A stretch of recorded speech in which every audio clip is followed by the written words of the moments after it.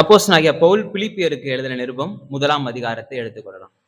அப்போஸ்தலனாகிய பவுல் பிலிப்பியருக்கு எழுதின நிருபம் 1ஆம் அதிகாரம் 12ஆம் வசனத்திலிருந்து 20ஆம் வசனம் வரைக்கும் நாம் வாசிக்கலாம்.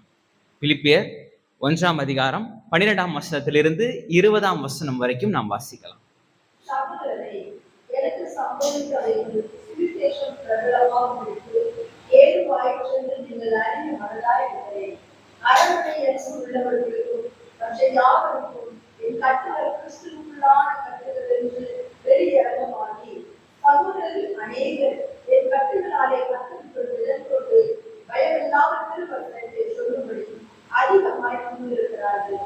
சிலர் பொறாமையினாலும் விரோதத்தினாலும், சிலர் நல் மனதினாலும் கிறிஸ்துவை பிரசங்கிக்கிறார்கள். சிலர் என் கட்டுகளோட உபத்திரவத்தை மூட நினைத்து சுத்த மனதோடே கிறிஸ்துவை அறியாமல் விரோதத்தினாலே அறிவிக்கிறார்கள்.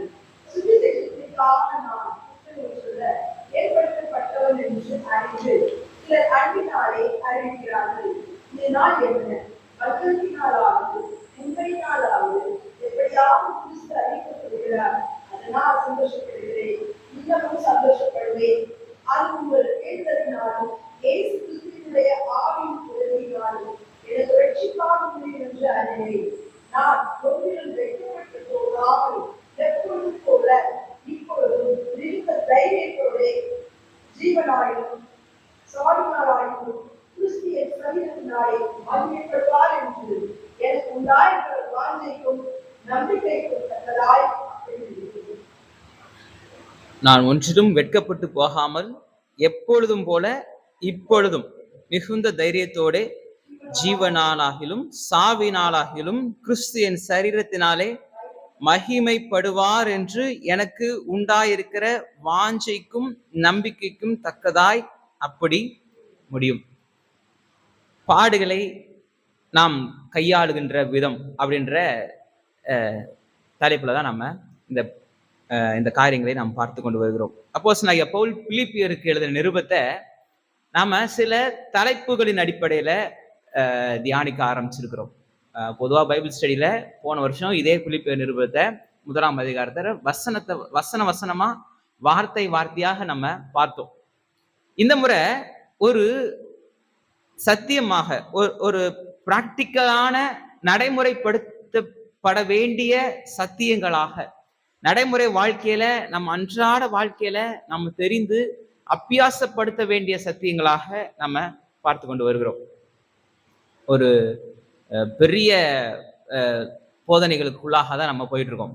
ஞாயிற்றுக்கிழமையில எபிரேயர்ல உபதேசங்களை பார்த்துட்டு இருக்கோம். டாக்ட்ரின் அது எப்படின்னா அது டாக்ட்ரின் அது ஃபுல்லுமே உபதேசங்களா இருக்குது. ஒரு 60-70% உபதேசங்கள், ஒரு 30% அந்த உபதேசத்தை எப்படி நடைமுறைப்படுத்துகிறது அப்படின்ற அளவுல நம்ம அதை கையாளுறோம். இதுல 30% உபதேசம், 70% நம்ம பிராக்டிக்கல் அப்ளிகேஷன் தான். இந்த பிலிப்பியர் நிருபத்தை அந்த ஒரு இதுலதான் நம்ம தொடர்ந்து தியானித்து வருகிறோம். அதுல கடைசியா நம்ம பார்த்தோம் நம்முடைய பாடுகளை எப்படி கையாள்வது. போன வாரத்துல நம்ம பார்க்க ஆரம்பிச்சோம். ஏன்னா பொதுவாகவே ஒரு நம்பிக்கை என்ன, ஒரு எதிர்பார்ப்பு என்ன அப்படின்னா, நான் கடவுளை தேடுறேன், கடவுள் எனக்கு ஏதாவது செய்யணும். கடவுள்கிட்ட நாம போறதுக்கான, தேவனை நம்ம அணுகிறதுக்கான காரணம் சில நேரத்துல நம்ம சுயநலத்திற்காக இருக்கு. எதிர்பார்க்கிறது தப்பு இல்லை. கர்த்தரிடத்துல இருந்து நன்மைகளை எதிர்பார்க்கறது ஒரு நாளும் தப்பு இல்லை. ஆனா அதற்காக தான் நம்ம கடவுளை தேடுறோமா அப்படின்னா நிச்சயமாய் நம்ம ஏமாந்து போவோம். எதுக்காக நம்ம கடவுளை தேடுறோம், எதுக்காக நம்ம கடவுளை தேடணும் அப்படின்னா, அவர் தான் சிருஷ்டிகர், அவர் தான் என்னுடைய ஒரிஜினல் பிளானை வச்சிருக்கிறவர், அவர் தான் என்னுடைய எல்லாவற்றுக்கும் காரணராக இருக்கிறாரு. எனக்காக, என்னுடைய நல்வாழ்விற்காக தன்னுடைய ஜீவனை அவர் கொடுத்து எனக்கு ஒரு பெரிய ஒரு மீட்பை இந்த தேவன் எனக்கு உண்டு பண்ணியிருக்கிறாரு. அப்படின்னும் பொழுது அவருக்காக நம்ம அர்ப்பணித்து வாழ வேண்டியது ரொம்ப ரொம்ப அவசியம். அவரிடத்துல அவருடைய சித்தத்தை அறிந்து கொண்டு வாழ்வது அவசியம். ஜெபம் கூட தேவனுடைய வசனத்தின் அடிப்படையில அவருடைய சித்தத்தை அறிந்து, அவருடைய நோக்கத்தை அறிந்து நாம் ஜெபிக்கிறது ரொம்ப ரொம்ப முக்கியம். இதெல்லாம் குறித்து நம்ம நிறைய விதங்கள்ல பார்த்துட்டு வரோம். இங்க இந்த பாடுகள் அப்படின்னும் பொழுது உடனே நம்ம என்ன பண்ணிடுறோம், சோர்ந்து போயிடுறோம். பொதுவா யாராக இருந்தாலும் சரி, எப்பேற்பட்ட ஆளாக இருந்தாலும் சரி, எலியா சோர்ந்து போலையா? நம்ம பாடுகள் வருதுன்ட்டு நம்ம சோர்ந்து போனோம் அப்படின்ன உடனே நம்ம வந்து ஆவிக்குரிய வாழ்க்கையில ஒரு நல்ல நிலையில இல்ல, நம்ம வந்து ரொம்ப ஒரு மோசமான நிலையில இருக்கிறோம் அப்படின்ட்டு பிசாசானவன் நம்முடைய இருதயத்தை என்ன பண்ணிடுறான்? குற்றப்படுத்துகிறவனா இருக்கிறான். எப்பொழுதுமே பிசாசானவன் நம்மளை குற்றப்படுத்துகிறவனாக மாத்திரம் தான் இருக்கிறான். நமக்கே என்ன தோணுது? ஐயோ, நம்ம இப்படி சோர்ந்து போயிட்டோமே, இப்படி நம்ம பலன் இல்லாம இருக்கிறோமே, ஒரு தைரியம் இல்லாம இருக்கிறோமே அப்படின்ட்டு நாமளே என்ன பண்ணிடுறோம்? சில நேரத்துல குறைத்து மதிப்பிடுறோம். ஆனா இது இயல்புதான், எல்லாருக்கும் வர்றதுதான். எவ்வளவு பெரிய ஊழியக்காரனா இருந்தாலும் ஒரு சோர்வு அப்படின்னும் பொழுது அந்த நேரத்துல, ஒரு பாடுகள் நேரத்துல, அந்த ஒரு ஒரு சின்ன ஒரு கலக்கம் வரதான் செய்யுது. ஆனா அதையே நாம யோசிச்சுட்டு இருந்தா அங்கதான் நம்ம இது பண்ணிடுவோம். ஏதாவது இப்ப எலியாவுக்கு சோர்வு நேரத்துல தேவனுடைய வார்த்தை வந்துச்சு.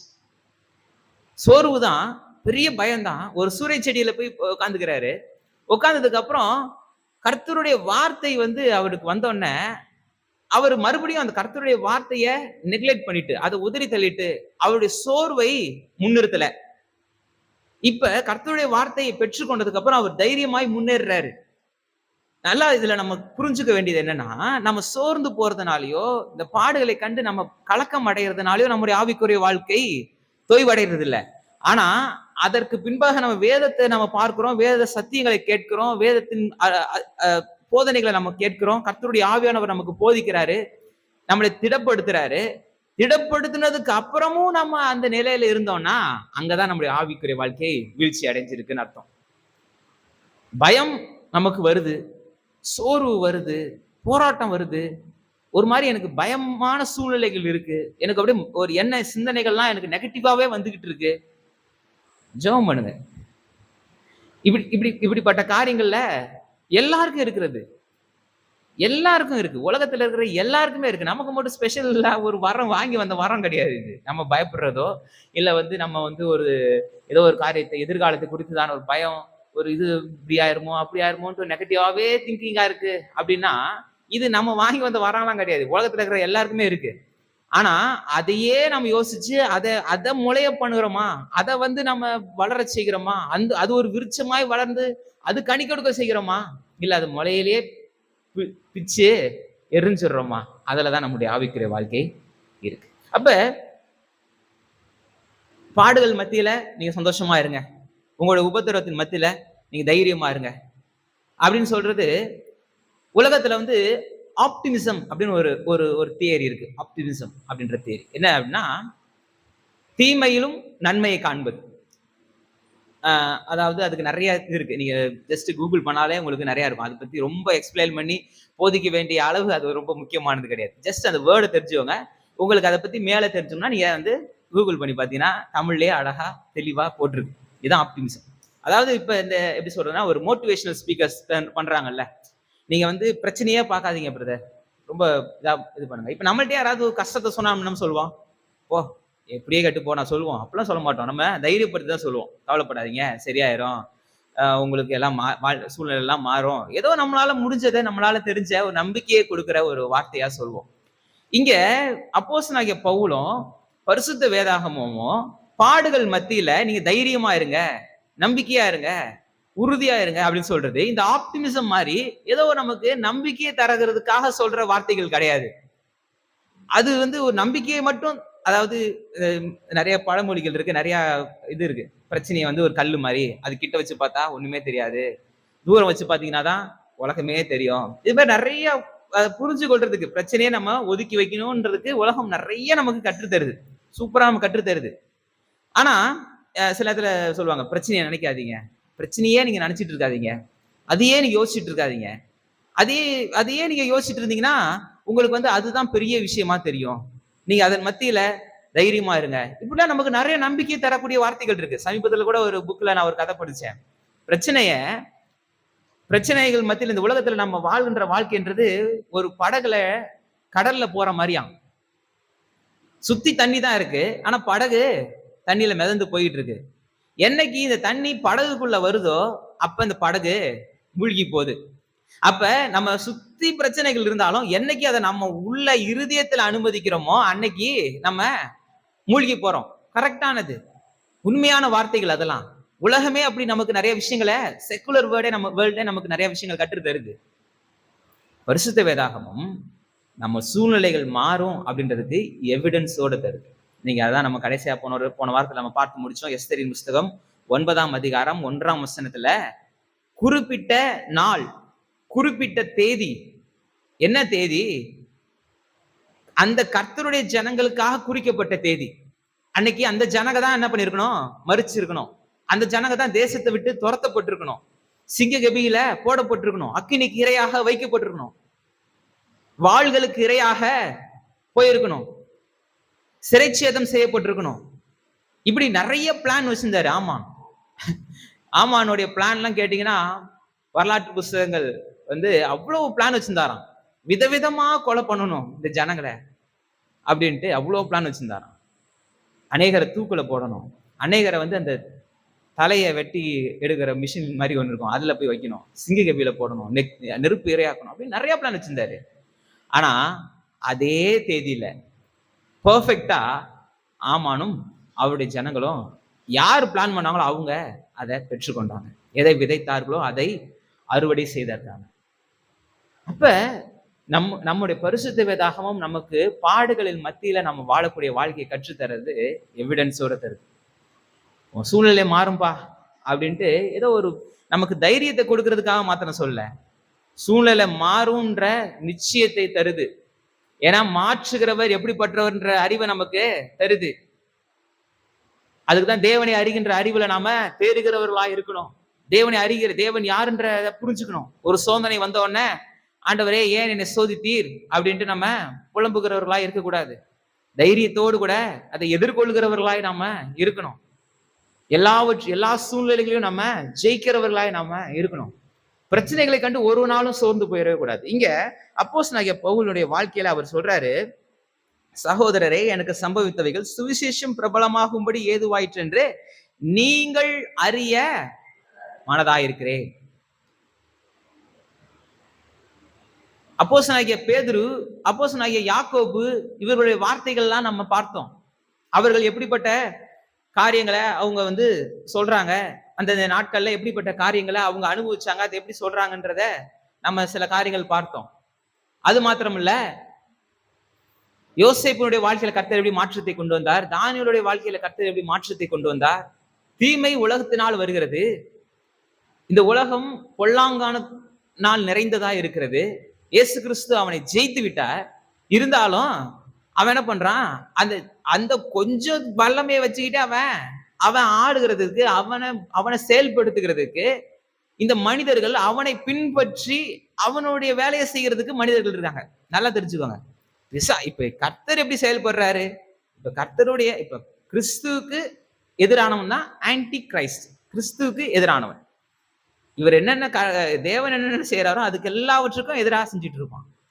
அவனை அழிக்கிறதுக்கு கர்த்தரையே செயல்பட முடியுமா அப்படின்னா முடியும். அவர் கர்த்தர் நினைச்சார்னா ஒரு நிமிஷத்துல அவருடைய மனதுல ஒரு யோசனை வந்துச்சுன்னா பிசாசானவன் இல்லாமலே போயிடுவான். அப்படிதான். ஆனா அதை அவர் செஞ்சார்னா இவனுக்கு ஏதோ நம்ம அநேக நேரத்துல கர்த்தருக்கு இணையா பிசாசு வச்சுக்கிட்டு இருக்கோம். அவரு கர்த்தர் இவன் சண்டை போட்டுட்டு இருக்கிற மாதிரியும் இவர்கிட்ட போராடிக்கிட்டு இருக்கிற மாதிரி நம்ம ஒரு பிக்சரை வச்சிடும். அப்படிப்பட்ட ஒரு திங்கிங் நம்மகிட்ட இருக்கு. ஆனா கர்த்தருடைய சிந்தையில ஒரு சின்ன யோசனை வந்துருச்சுனாலே இவனை முடிச்சிடணும் அப்படின்னு நினைச்சாலே அங்க கதை முடிஞ்சிடும். அதுதான் அவருடைய நோக்கம். அந்த நோக்கத்தை நிறைவேற்றுகிறதுக்கு நம்மளதான் பயன்படுத்துறாரு. அந்த நோக்கத்தை நிறைவேற்றுகிறதுக்கு நம்மளதான் பயன்படுத்துறாரு.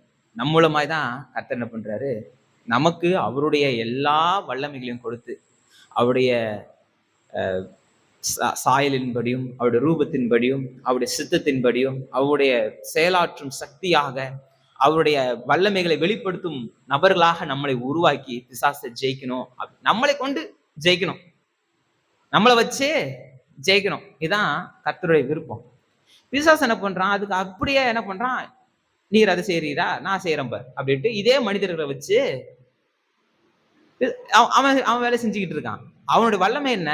டைரக்டா ஒன்றும் பண்ண முடியாது. ஒண்ணும் கை வச்சிட முடியாது.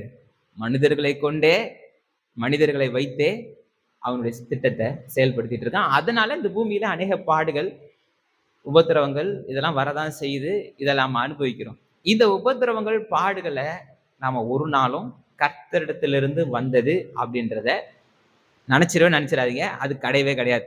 ஏன் எனக்கு சோதனையை கர்த்தர் தந்தார் அப்படின்ட்டு நீங்க ஒரு நாளும் நினைச்சிடாதீங்க. ஒரு வேதனையில நம்ம சொல்றோம், ஏன் ஆண்டவரே இந்த சோதனையை கொடுத்தீர்ன்ட்டு ஒரு வேதனையில சொல்றோம். ஆனா மனதார அப்படி நினைக்காதீங்க. அப்படி கிடையவே கிடையாது. வேதம் அப்படி போதிக்கல. தீமையினால் சோதிக்கிறவர் அல்ல நம்முடைய தேவன். சூழ்நிலைகள் நிமித்தமாய், பொல்லாத மனிதர்கள் நிமித்தமாய், பிசாசு நிமித்தமாய் தான் நமக்கு இப்படிப்பட்ட பாடுகள் வருது. ஜான் பனியன்ட்டு 1628 இருந்து 1688 வரைக்கும் இங்கிலாந்து தேசத்துல ஒரு பெரிய போதகர் ஒருத்தர் வாழ்ந்து வந்தார். அவர் இதே மாதிரி சத்தியத்தை ரொம்ப ஸ்ட்ராங்கா சொல்றவர், உபதேசத்தை ரொம்ப பயங்கரமா போதிக்கிறவர், சரியானதை சரியான விதத்துல போதிக்கிற ஒரு ஒரு போதகர். அப்படி இருந்தா கண்டிப்பா நிச்சயமா எல்லாருக்கும் பிரச்சனை தானே. நிறைய பேருக்கு பிரச்சனை. அரசாங்கத்துக்கு பிரச்சனை ஆயிடுச்சு. ஏன்னா அரசாங்கங்கள் ரொம்ப வரிகள் அதிகமா விதிச்சுட்டு இருந்துச்சு. சமீபத்துல தான் பார்த்தேன், இந்த பாபா பிளாக் ஷீப்னு ஒரு பாட்டு சின்ன பசங்க ரைம்ஸ்ல பாடுவாங்கல்ல, அது புரட்சி பாடலாம். நம்ம ரைம்ஸ்ல பாடிக்கிட்டு இருக்கோம். அது ஒரு புரட்சியாக, அதாவது one for the master, one for the, அதாவது 3 பங்குல 1 பங்கு தான் எனக்கு வருது, மீதி 2 பங்கு வரியா என்ன பண்ணிட்டான் கொண்டு போயிடுறாங்க. 3 பங்கு எனக்கு, அதாவது நான் சம்பாதிக்கிறதுல 3ல 1 பங்கு தான் எனக்கு கிடைக்குது, மீதி 2 பங்க அரசாங்கம் புடிக்கிட்டு போயிருதுன்னு சொல்லிட்டு புரட்சியா மக்களுக்கு விழிப்புணர்வை ஏற்படுத்தக்கூடிய பாடலாம் அது. அது நம்ம சின்ன குழந்தைகளை வச்சு பாடிக்கிட்டு இருக்கோம். அது மாதிரி ரொம்ப ஒரு அந்த அரசாங்கம் கொஞ்சம் ஒரு மாதிரி இருந்தாலும், இவர் ஜான் பனியன் கைது பண்ணிடுறாங்க. கைது பண்ணி அரெஸ்ட் பண்ணி 13 வருஷம் ஜெயில வச்சிடுறாங்க. அவர் ஜெயில இருக்கும்போது எழுதின புக்கு தான் இந்த மோட்ச பிரயாணம் அப்படின்ட்டு, தமிழ்ல கூட இருக்கு. என்கிட்ட கூட அந்த புக் இருக்கு, வேணா நான் தரேன். அந்த மோட்ச பிரயாணம் புக் இருக்கு. அந்த மோட்ச பிரயாணம்ன்ற புக்கு அவர் ஜான் பனியன் எழுதியிருக்கிறாரு. அவ்வளவு அற்புதமான புக்கு. அது மாத்திரமல்ல, அன்னைக்கு அந்த சிறையில இருந்தவங்க எல்லாருமே ரட்சிக்கப்பட்டாங்களாம். ரட்சிக்கப்படுறதுக்கு ஏதுவான சத்தியங்களை அவங்களுக்கு போதிச்சாங்க. சிறை காவலர்கள்ல இருந்து ஒரு பாஸ்ட் வராரு, பிடிச்சிட்டு வந்து வச்சுட்டாங்க. எதுக்கு வந்தாருன்னு தெரியும். இவர் பண்ண பிரசங்கம் அரசாங்கத்துக்கு இடையூறா இருக்கு, அதனாலதான் இவரை கொண்டு அரெஸ்ட் பண்ணி வச்சிருக்காங்கன்றது அதிகாரிகளுக்கு தெரியுது. அதிகாரிகள் பேச்சு கொடுக்க ஆரம்பிக்கிறாங்க. கூட இருக்கிற சிறை வாசிகள் பேச்சு கொடுக்க ஆரம்பிக்கிறாங்க. எல்லாருடைய வாழ்க்கையிலும் ஒரு பெரிய ரெவல்யூஷனே ஏற்படுது.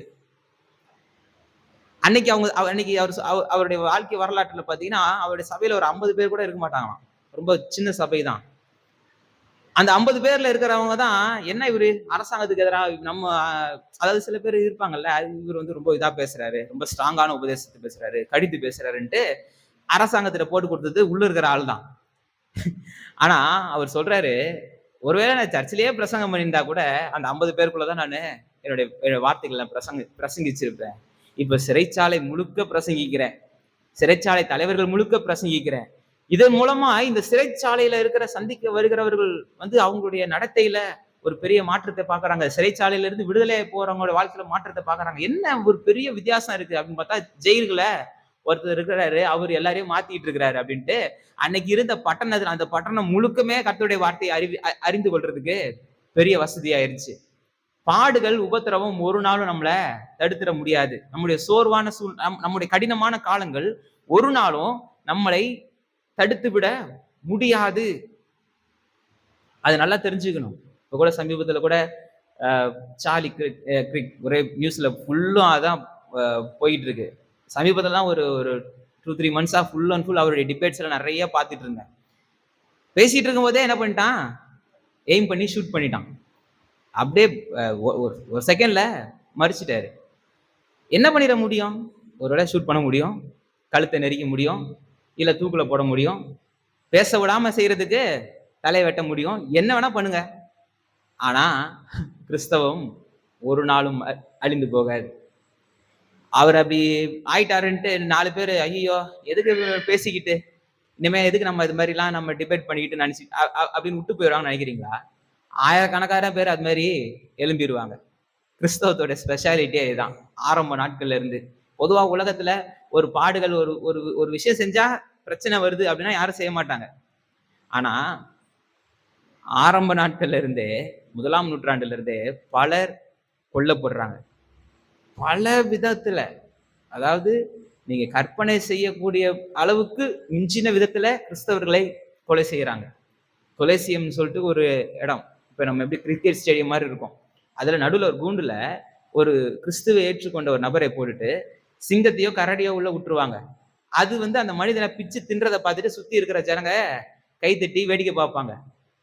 ரோமர்கள் காலத்துல, 1ஆம் நூற்றாண்டுல ரோமர்கள் காலத்துல அவங்களுடைய தண்டனை முறைமைகள் என்னென்ன இருந்துச்சுன்ட்டு போய் படிங்க. என்ன இப்படி எல்லாம் தண்டனை கொடுத்தாங்க, எல்லாவற்றையும் கிறிஸ்தவர்களுக்கு செய்தாங்க. ஆனா இப்படிப்பட்ட விஷயங்களை செய்தாலும் அதன் மத்தியில கிறிஸ்தவம் பரவுச்சு.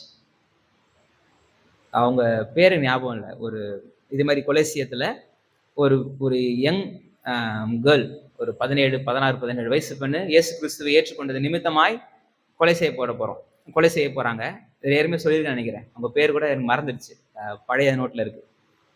முட்டி போட்டிருக்காங்க, ஈட்டிய கழுத்துல வச்சுட்டு அந்த போர் வீரன் சொல்றான், நீ இயேசு கிறிஸ்துவ இப்ப இயேசு கிறிஸ்துவெல்லாம் இல்ல, ஆண்டவர்லாம் இல்ல, சீசர் தான் ஆண்டவர், நீ வந்து இந்த மார்க்கத்தை மறுதளிச்சுட்டா உன் உயிரோட விட்டுறேன், இல்லைன்னா நான் வந்து உன்னை கொலை பண்ணிடுவேன் அப்படின்ட்டு ஈட்டியை வச்சுட்டு அந்த போர் வீரன் கேட்கறான்.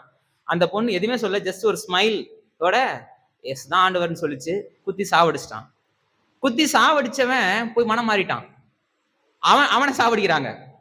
அவன் போயிட்டு, ஏன்னா இந்த பெண்ணோடைய சாட்சி, இவ மறிக்கிறா, சிரிச்ச முகத்தோட மறிக்கிறா, எந்த விதமான தூற்றுதலும் கிடையாது, எந்த விதமான இதுவும் கிடையாது, அதை அக்செப்ட் பண்ணி பரவாயில்ல, நீ என்ன பண்ண முடியும், என்னைய கொலைதான் செய்ய முடியும், ஆனா எனக்கு இன்னொரு வாழ்க்கை இருக்கு. அதாவது ஜான் பனியனுடைய சேயிங்ஸ், ஒரு ஒரு ஃபேமஸான சேயிங்ஸ் இருக்கு.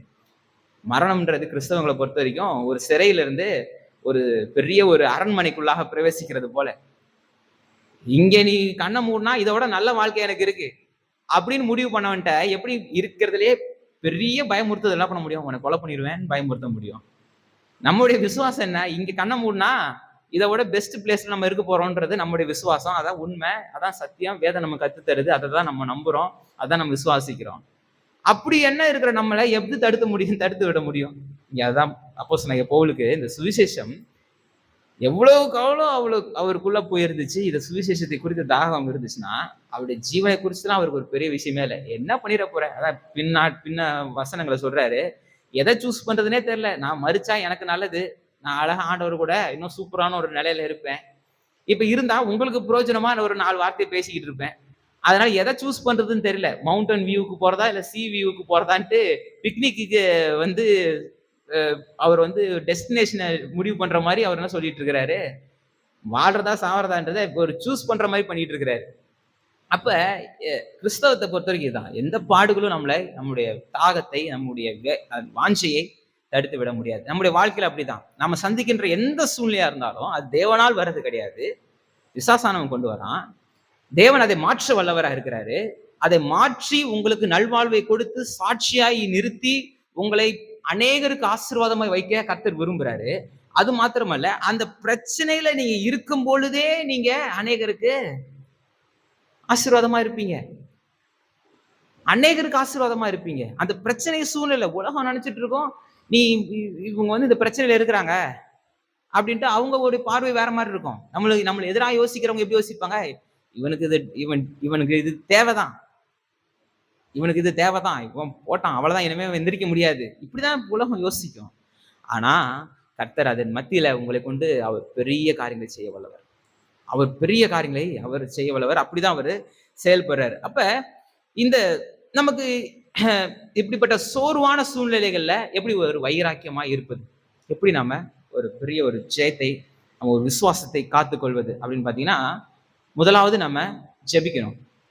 எப்படி இப்ப எனக்கு ஒரு பெரிய நெகட்டிவாவே தோணிக்கிட்டு இருக்கு, எனக்கு வந்து ரொம்ப சோர்வா இருக்கிறேன், எனக்கு வந்து பயமா இருக்கு, என்னோட வாழ்க்கையில நிறைய விஷயங்கள் என்னை வந்து போட்டு நெருக்குது, இந்த நேரத்துல நாம செய்ய வேண்டிய முதலாவது வேலை என்னன்னா ஜெபிக்கணும். பிரேயர் தான். பிரேயர் வந்து ரொம்ப ரொம்ப இதை மாத்தும். தனிப்பட்ட ஜெபம், எப்படி ஜெபம் பண்றது தெரியல அப்படிலாம் யோசிக்காதீங்க. ஒரு நபர்கிட்ட பேசுற மாதிரி, உங்களுக்கு ஆன்சர் தரதுக்கு ஒரு ஆள் இருக்கிறாருன்னா அவர்கிட்ட எப்படி பேசுவீங்களோ, ஒரு இயல்பா ஒரு நண்பன்கிட்ட பேசுறத போல உங்களால பேச முடியும். இதுக்கு எந்த விதமான ஒரு இந்த வார்த்தைகள் இருக்கணும், இப்படி இருக்கணும், அப்படி இருக்கணும், அதெல்லாம் கிடையாது. நீங்க தனிப்பட்ட ஜெபம்ன்றது ஒரு நபரோடு கூட, ஒரு தகப்பனோடு கூட உறவாடுகிற ஒரு நேரத்தை போல உங்களுடைய ஜெபம் இருக்கணும். அப்படிப்பட்ட ஜெபத்தை கர்த்தர் ரொம்ப ரொம்ப விரும்புறாரு. அப்படிப்பட்ட ஜெபம் தான் கர்த்தருடைய பார்வைக்கு அருமையானது. அப்படிப்பட்ட ஜெபத்தை கர்த்தர் விரும்புறாரு. இங்க அப்போஸ்தலனாகிய பவுல் கூட அவருடைய சூழ்நிலைகள் இப்படிப்பட்ட சூழ்நிலைகள் இருக்கு. ஆனா நீங்க பாத்தீங்கன்னா அந்த 9ஆம் வசனம் 10ஆம் வசனத்துல அவர் ஜெபம் பண்றாரு. மேலும் உத்தமமானவைகளை நீங்கள் ஒப்புக்கொள்ளத்தக்கதாக உங்கள் அன்பானது அறிவிலும் எல்லா உணர்விலும் இன்னும் அதிகமாய் பெருகவும் தேவனுக்கு மகிமையும் துதியும் உண்டாகும்படி இயேசு கிறிஸ்துவினால் வருகிற நீதியின் கனிகளால் நிறைந்தவர்களாகி நீங்கள் கிறிஸ்துவின் நாளுக்கென்று துப்புரவானவர்களும் இடரலற்றவர்களுமாய் இருக்கவும் வேண்டுதல் செய்கிறேன். அதாவது அவர் ஜெபம் பண்றாரு. அப்ப நம்முடைய கடினமான காலத்துல இப்படிப்பட்ட ஒரு பயம் நிறைந்த நேரத்துல எதிர்காலம் எப்படி ஆகும், இது எப்படி ஆகி முடியும் அப்படின்னு நமக்கு தெரியாத நேரத்துல நீங்க செய்ய வேண்டிய முதலாவது காரியம் ஜெபம் பண்ணும். ஜெபம் பண்ணுங்க, மாறிடும். மேஜிக் மாதிரி கிடையாது. ரொம்ப எப்படி சொல்றது, இந்த மாயாஜாலம் மாதிரி கிடையாது. இது அணிதரமான உண்மை. ஏன்னா நீங்க யார்கிட்ட பேசுறீங்க? உங்க இடத்துல பதில் தரவர்கிட்ட பேசுறீங்க. உங்களுடைய வாழ்க்கையை மாற்றவர்கிட்ட பேசுறீங்க. அவர் தான் இந்த சர்வத்தையும் சிருஷ்டித்தவரா இருக்கிறாரு. நீங்க காண்கின்ற எல்லாவற்றையும் உருவாக்கினவரா இருக்கிறாரு. எல்லாருக்கும் பதில் தருகிறவரா இருக்கிறாரு. அவரால் செய்யக்கூடாத அற்புதமான காரியங்கள் ஒன்றும் இல்லைன்னு வேத வசனம் சொல்லுது. கண்ணீரை காண்கிறவரா இருக்கிறாரு. கூப்பிடுதலை கேட்கிறவரா இருக்கிறாரு. ஆகாருடைய வாழ்க்கையில பாருங்க, இஸ்ரேல் ஜனங்களுடைய வாழ்க்கையில பாருங்க. எகிப்தில் இருக்கும்போது அவங்களுக்கு கூக்குரலை கேட்கிறாரு. ஆகாரின் கண்ணீரை காண்றாரு. இப்படி வேத வசனம் முழுக்க நமக்கு அவரை பத்தி ஒரு தெளிவான ஒரு பிக்சர் நமக்கு கிடைக்குது. அவர் உண்மை உள்ளவர், அவர் நீதி உள்ளவர், அவர் இரக்கம் உள்ளவர். அவருடைய இரக்கத்தை பத்தி இப்ப சங்கீதம் 25 சொல்லுது, அது அனாதி காலம் முதலா இருக்குதான். எல் ஒலாம் அவருடைய பேரு இங்க போட்டிருக்கு. அனாதி காலத்துக்கு எபிரேயத்துல போட்டிருக்கு, மே ஒலாம்னு போட்டிருக்கு. அதாவது நித்தியத்துல இருந்து நித்தியம் வரைக்கும் அவர் எப்படிப்பட்டவரா? மிகுந்த அன்புள்ளவரா. அவர் பழைய ஏற்பாட்டுல ரொம்ப பயங்கரமான தேவனா இருந்தாரு. புதிய ஏற்பாட்டுல ரொம்ப சாஃப்டா இருந்தாரு. திருப்பி 2ஆம் வருகையில ரொம்ப கத்தியும் கம்மும் எடுத்துட்டு ரொம்ப பெருசா எல்லாம் வராரு. பயங்கரமா இருக்கிறாரு. இப்படிலாம் இல்ல. அவர் என்னைக்குமே அன்புள்ளவர். அவருடைய அன்புன்ற குணத்தை கால்ட்டி வச்சுட்டுலாம் வரல. அது என்னைக்குமே அவருக்குள்ள இருக்கு. என்னைக்குமே அந்த அன்பு இருக்கு. இரக்கம் உள்ளவர், நீதி உள்ள இரக்கம் உள்ளவர், நல்லவர். அதான் அந்த சங்கீத தியானத்துல சொல்லிட்டு இருந்தேன். அவர் நல்லவர் தான், ஆனா நீதி உள்ள நல்லவர். ஒரு குற்றத்தை செஞ்சுட்டான், கொள்ளையடிச்சிட்டான், திருடிட்டான் ஒருத்தன். கடவுள்கிட்ட ஜெபம் பண்றான், ஆண்டவரே நான் மாட்டிக்காதபடி எனக்கு உதவி செய்யும்னு கேட்கறான். அவனுக்கு ஆண்டவர் நான் ரொம்ப நல்லவருப்பா, உனக்கு நான் மாட்டிக்காதபடி நான் உதவி செய்யறேன்னு அப்படியே அவனுக்கு இறக்கம் செய்வாரு? அப்படிலாம் கிடையாது இல்ல. நல்லவர், ஆண்டவர் நல்லவர்னு என்ன தப்புனா பண்ணிக்கோ, கடவுள் நல்லவரா இருக்கிறாரு அப்படிலாம் கிடையாது. அவர் நீதி உள்ள நல்லவர். அதாவது அவர் யாரு ஒடுக்கப்படுறாங்களோ அவங்க பட்சத்துல போய் நின்றுவாரு. 146ஆம் சங்கீதத்தை போய் வாசிங்க. சோசியோ எக்கனாமிக் பொலிட்டிக்கல் ரிடம்ஷன் பத்தி அவ்வளவு தெளிவான ஒரு விளக்கம் பரிசுத்த வேதாகமம் தருது. ஒடுக்கப்பட்டவர்களுக்கு நியாயம் செய்கிறார், பசியா இருக்கிறவர்களுக்கு ஆகாரம் கொடுக்கிறார், கட்டுண்டவர்களை கர்த்தர் விடுதலை ஆக்குகிறார், மடங்கடிக்கப்பட்டவர்களை தூக்கி விடுகிறார். கர்த்தர் இப்படிப்பட்ட தேவன் தான் அவரு. யார் ஒடுக்கப்படுறாங்களோ அவங்க பக்கத்துல போய் நின்றுவாரு. இப்படிப்பட்ட தேவனை தான் நம்ம ஜெபம் பண்றோம். நிச்சயமா நம்முடைய ஜெபம் கேட்கப்படும். அப்ப ஜெபம் பண்ணோம். 2வது, வேதத்துல இருக்கிற சத்தியங்களை நீங்க கேட்கணும். நாடகத்தை பார்த்து கத்துக்க கூடாது. 4 பேர் சொல்றதை பார்த்து கத்துக்க கூடாது. அந்த நாடகத்துல பத்தியா, இதே என் வாழ்க்கையில இதே மாதிரிதான் என் கதை தான் அவன் கதையை எடுத்து வச்சிருக்கான். இந்த மாதிரி கேட்டிருக்கீங்களா? நிறைய பேர் சொல்லுவாங்க, என் கதை தான் அவன் படமா எடுத்து வச்சிருக்கான். விளங்கவே விளங்காது. அதை பார்த்து கத்துக்கிட்டா போவோம் பெரிய பெரிய ஒரு ஆபத்துல தான் கொண்டு போய் விட்டுரும். நீங்க உங்க வாழ்க்கைக்கான பிரச்சனைகளுக்கான தீர்வை இந்த புத்தகத்துல இருந்து நீங்க எடுக்கணும். பரிசுத்த வேதாகமத்துல இருந்து எடுக்கணும். அதான் நான் படிச்ச காலேஜ்ல அந்த பாஸ்டர் சொல்றாரு, இது ஒரு சொல்யூஷன் புக். மேக்ஸ்ல சொல்யூஷன் புக் இருக்கிற மாதிரி இது ஒரு சொல்யூஷன் புக். இது தீர்வுக்கான புஸ்தகம். அப்ப வேத சத்தியங்களை நாம் கற்றுக்கொள்ளணும். வேத சத்தியங்களை நாம் அறிந்து கொள்ளணும். அந்த சத்தியங்கள் நம்மளை திடப்படுத்தும், நம்மளை உறுதிப்படுத்தும், நம்மளை பலப்படுத்தும். கர்த்தர் யாருன்ற தெளிவான ஒரு பிக்சரை நமக்கு கொடுக்கும். நாம யாருன்ற ஒரு பிக்சரை கொடுக்கும். நாம் எப்படிப்பட்டவர்கள், நம்மளுக்கு என்னென்ன ஸ்லாக்கியங்கள் கொடுத்திருக்கிறாரு, என்னென்ன வாக்கியங்களை கர்த்தர் கொடுத்திருக்கிறாரு, என்னென்ன தாளந்துகளை கர்த்தர் கொடுத்திருக்கிறாரு, என்ன அதிகாரத்தை கர்த்தர் கொடுத்திருக்கிறாரு, இப்படி நிறைய காரியங்களை இந்த சத்திய வேதாகமம் நமக்கு போதிக்கும். இதன் அடிப்படையில நாம ஜெயிக்க முடியும். அப்ப முதலாவது ஜெபம் பண்ணணும். வேத சத்தியங்கள்ல நம்ம கற்றுக்கொள்ளணும். அனுபவபூர்வமான சாட்சிகளை யோசிச்சு பார்க்கணும். நம்முடைய வாழ்க்கையில கர்த்தர் இது வரைக்கும் எப்படிலாம் நன்மை செய்தார். ரட்சிக்கப்பட்ட நாள்ல இருந்து, கர்த்தரை நம்ம ஒப்பு கொடுத்த நாள்ல இருந்து கர்த்தர் உங்களுக்கு செய்த நன்மைகளை யோசிச்சு பாருங்க. எவ்வளவு சூழ்நிலைகள்ல எப்படிலாம் சூழ்நிலைகள் மாறி இருக்கு, எவ்வளவு பெரிய பயங்கரங்கள் மாறி இருக்கு.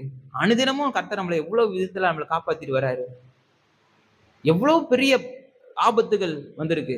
அது எல்லாவற்றிலிருந்து கர்த்தர் நம்மள எப்படிலாம் காப்பாத்தினார் நீங்க யோசிச்சீங்கனாலே உங்களுடைய எதிர்காலத்தை குறித்ததான பயத்தை கர்த்தர் போக்கிடுவார். ஜெபம் பண்ணுங்க. வேத சத்தியத்தை கேளுங்க. வேத சத்தியத்துல நீங்க அதிகமா நிலைத்திருக்கணும். வேதத்தோட கூட உங்க நேரத்தை செலவு பண்ணணும். நல்ல போதனைகளோடு கூட உங்க நேரத்தை செலவு பண்ணணும். உங்களுக்கு விசுவாசத்தை கொடுக்கிற போதனைகளோடு கூட உங்க நேரத்தை நீங்க செலவு பண்ணணும். உங்களை உங்களை எதெல்லாம் பிடிச்சு கீழே இழுக்குதோ அதெல்லாம் விட்டுறணும். அப்படிப்பட்ட போதனைகளை நம்ம கேட்கணும்னு அவசியம் கிடையாது. அப்படிப்பட்ட நம்மளை கலங்கடிக்கிற, நம்மளை மடங்கடிக்கிற, நமக்கு எதிரடியா இருக்கிற, நம்மளை கர்த்தரிடத்துல சேர்க்காத சில காரியங்களை நம்ம விட்டுறணும். நல்ல சத்தியத்தை கேட்கணும்.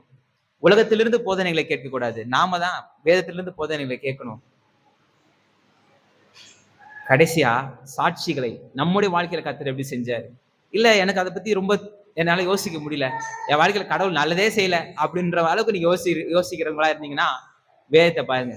வேதத்துல இருக்கிற அனுபவபூர்வமான சாட்சிகளை பாருங்க. இதுல எகிப்துல ஜனங்களுக்கு கர்த்தர் எப்படி செஞ்சாரு, ஆபிரகாமுக்கு எப்படி உதவி செய்தாரு, ஈசாக்குக்கு எப்படி உதவி செய்தாரு, யாக்கோபுக்கு எப்படி உதவி செய்தாரு, வேதத்துல இருக்கிற நபர்கள் ஒவ்வொருத்தருடைய வாழ்க்கையில கர்த்தர் எப்படி எல்லாம் கிரியை செய்தாரு, இதெல்லாம் நீங்க பார்க்க பார்க்க பார்க்க பார்க்க உங்க விசுவாசம் பெருகிறோம். விசுவாசத்திற்கான அதிகாரமே என்னது? எபிரேயருக்கு எழுதின நிருபம் 11ஆம் அதிகாரத்துல பாருங்க. ஆதாம் துவங்கி முழு பழைய ஏற்பாடு அங்க பார்த்துடலாம். முழு பழைய ஏற்பாடின் சம்மரி அங்க இருக்கு. விசுவாசத்தினாலே விசுவாசத்தினாலே விசுவாசத்தினாலே அப்படின்னு இருக்கு. ஒவ்வொருத்தரும் கர்த்தர் மீது வைத்த விசுவாசம் அவர்களுக்கு கர்த்தருடைய கிருபையை பெற்றுக் கொடுத்தது. கர்த்தர் அவர்கள் மீது வைத்த நன்மையான காரியங்களை அவர்கள் கர்த்தர் மீது வைத்த விசுவாசம் அவங்களுடைய வாழ்க்கையில அவர்கள் பெற்றுக்கொள்ளும்படியாய் நமக்கு செய்ததை நம்ம பார்க்கலாம். இப்படிப்பட்ட அனுபவபூர்வமான சாட்சிய கேளுங்க. இப்படிப்பட்ட காரியங்களை கண்ணோக்குங்க. ஒரு தலை வலிக்குதுன்னா டக்குன்னு ஒன் சைடா தலை வலிக்குதுன்ட்டு கூகுள்ல போயிட்டு கேட்க கூடாது. அது கேட்டுச்சுன்னா அது சொல்லும், இந்த தலைவலி அப்படி இப்படி, இது இதற்கான அறிகுறி அதற்கான அறிகுறி, உங்க நிம்மதியே போயிடும். அதுல கேட்டீங்கன்னா இப்படி எனக்கு சின்ன ஒரு சிம்டம்ஸ் இருக்கு அப்படின்ட்டு கூகுள்ல போய் கேட்டீங்கன்னா அது பெரிய ஒரு இது வரும். முடிஞ்ச அளவுக்கு டாக்டர்கிட்ட போங்க. டாக்டர்கிட்ட போறதான் தப்பு இல்லை. கர்த்தர் ஒவ்வொருத்தருக்கும் ஒரு தாளந்துகளை கொடுத்துருக்கிறாரு. எல்லாருக்கும் ஒரு தாளந்துகளை கொடுத்துருக்காரு. ஒரு மளிகை கடை வச்சிருக்கிறாருன்னா அவரும் கர்த்தருடைய வேலை தான் செய்யறாரு. டாக்டரா இருந்தாருன்னா அவரும் கர்த்தருடைய வேலை தான் செய்யறாரு. ஒரு டீச்சரா இருந்தாருன்னா கர்த்தருடைய வேலை தான் செய்யறாரு. எனக்கு கர்த்தர் போதிப்பாருங்க, என் பிள்ளைய கர்த்தர் வளர்த்துப்பாரு, தேவ தயவிலும் என் பிள்ளை வளரும் அப்படின்ட்டு ஸ்கூலுக்கு அனுப்பாம பிள்ளைய வச்சிருக்கோமா? ஸ்கூல்ல தானே கொண்டு போய் சேர்க்கிறோம். ஏன்னா அங்க போய் கத்துக்கிட்டோம். அதே மாதிரிதான் மருத்துவர் அப்படிப்பட்ட இதை பாருங்க. நான் என் விசுவாசத்தை காமிக்கிறது ஏன் அப்ப ஸ்கூல்ல பிள்ளைய சேர்க்காம விசுவாசத்துல வளருங்க. சிலதுல நம்ம ரொம்ப எக்ஸ்ட்ரீமா போயிட்டு ரொம்ப இதாக நம்ம தவறா நம்ம போய்கிட்டு இருக்கோம். மருத்துவர்கிட்ட போறதே உனக்கு விசுவாசத்தை இல்லைன்றது காமிக்குது. அப்படிலாம் கிடையாது. போயிட்டு செக் பண்ணுங்க. முடிஞ்ச அளவுக்கு கொடுக்குற காரியங்களை நீங்க கரெக்டா நீங்க கடைபிடிங்க. வேதத்துல நீங்க விசுவாசமா இருக்க. அப்பத்தையும் நான் சமீபத்துல ஒரு ஹாஸ்பிட்டல் போயிருந்தேன் சென்னையில. என்ட்ரன்ஸ்ல போட்டுறாங்க, சூப்பரா வசனத்தை எழுதி போட்டிருந்தாங்க, அப்பத்தையும் தண்ணீரையும் ஆசீர்வதித்து வியாதியை உன்னை விட்டு விளக்குவேன். மாத்திரை போடும்போது இந்த மாத்திரையினால இல்ல ஆண்டவரே, உன் மீது நான் வைக்கிற விசுவாசம் தான் எனக்கு என்னுடைய வியாதியை சுகப்படுத்தும் அப்படின்ட்டு மாத்திரை போடுங்க, சரியாயிரும். நம்ம மாத்திரை நம்பல, ஆனா மாத்திரை கண்டுபிடிச்ச அறிவை கொடுத்த கர்த்தரை நம்புறோம். அந்த மாத்திரை கர்த்தர் அறிவியல் எல்லாம் வந்திருக்குமா? கர்த்தர் கொடுத்த கிருபை இல்லாம அந்த மாத்திரை கண்டுபிடிச்சிருக்க முடியாது. மனுஷ அறிவியல சுகத்தை அவர் தான் கொடுக்கிறவர். அப்படி யோசிக்க ஆரம்பிக்கணும். அந்த அளவுல நம்ம போயிட்டோம்னா ஜெபம் பண்ணணும். வேத சத்தியங்களை அதாவது தேவனை குறித்ததான் அறிவை வளர்த்துக்கணும். கர்த்தரை நம்மளை குறித்ததான் அறிவை வளர்த்துக்கணும். நமக்கு எதிரடியான இருக்கிற, நம்ம கீழே தள்ளுகிற, நமக்கு விரோதமா இருக்கிற, நம்மளை ஆவிக்குரிய வாழ்க்கையில வளர விடாம தடுக்கிற காரியங்களை விட்டுறணும். கடைசியா சாட்சிகளை நாம கேட்கும்போது, அநேக விஷயங்களை நாம கேட்கும் பொழுது நிச்சயமாய் நம்முடைய ஆவிக்குரிய வாழ்க்கை பெரிய ஒரு பலன் அடையும் அப்படின்றதுல எந்த விதமான சந்தேகம் இல்லை.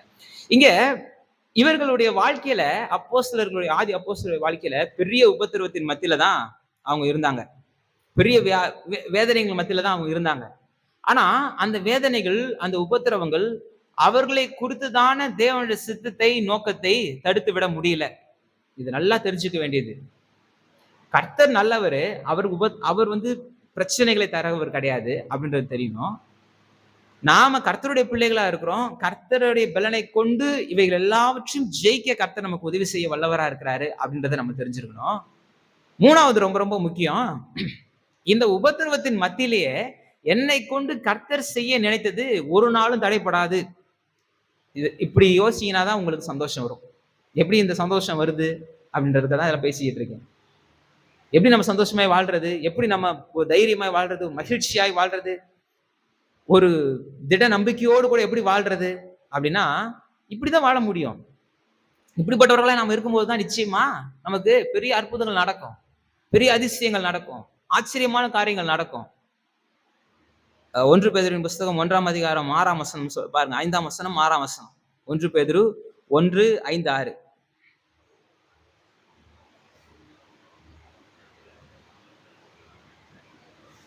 கடைசி காலத்திலே வெளிப்பட ஆயத்தமாக்கப்பட்டிருக்கிற ரட்சிப்புக்கு ஏதுவான விசுவாசத்தை கொண்டு தேவனுடைய பலத்தினாலே காக்கப்பட்டிருக்கிற உங்களுக்கு அந்த சுதந்திரம் பரலோகத்துல வைக்கப்பட்டிருக்கிறது. இந்த 6ஆம் வசனம் கவனிங்க. இதனாலே இதிலே நீங்கள் மிகவும் சந்தோஷப்படுகிறீர்கள். எது?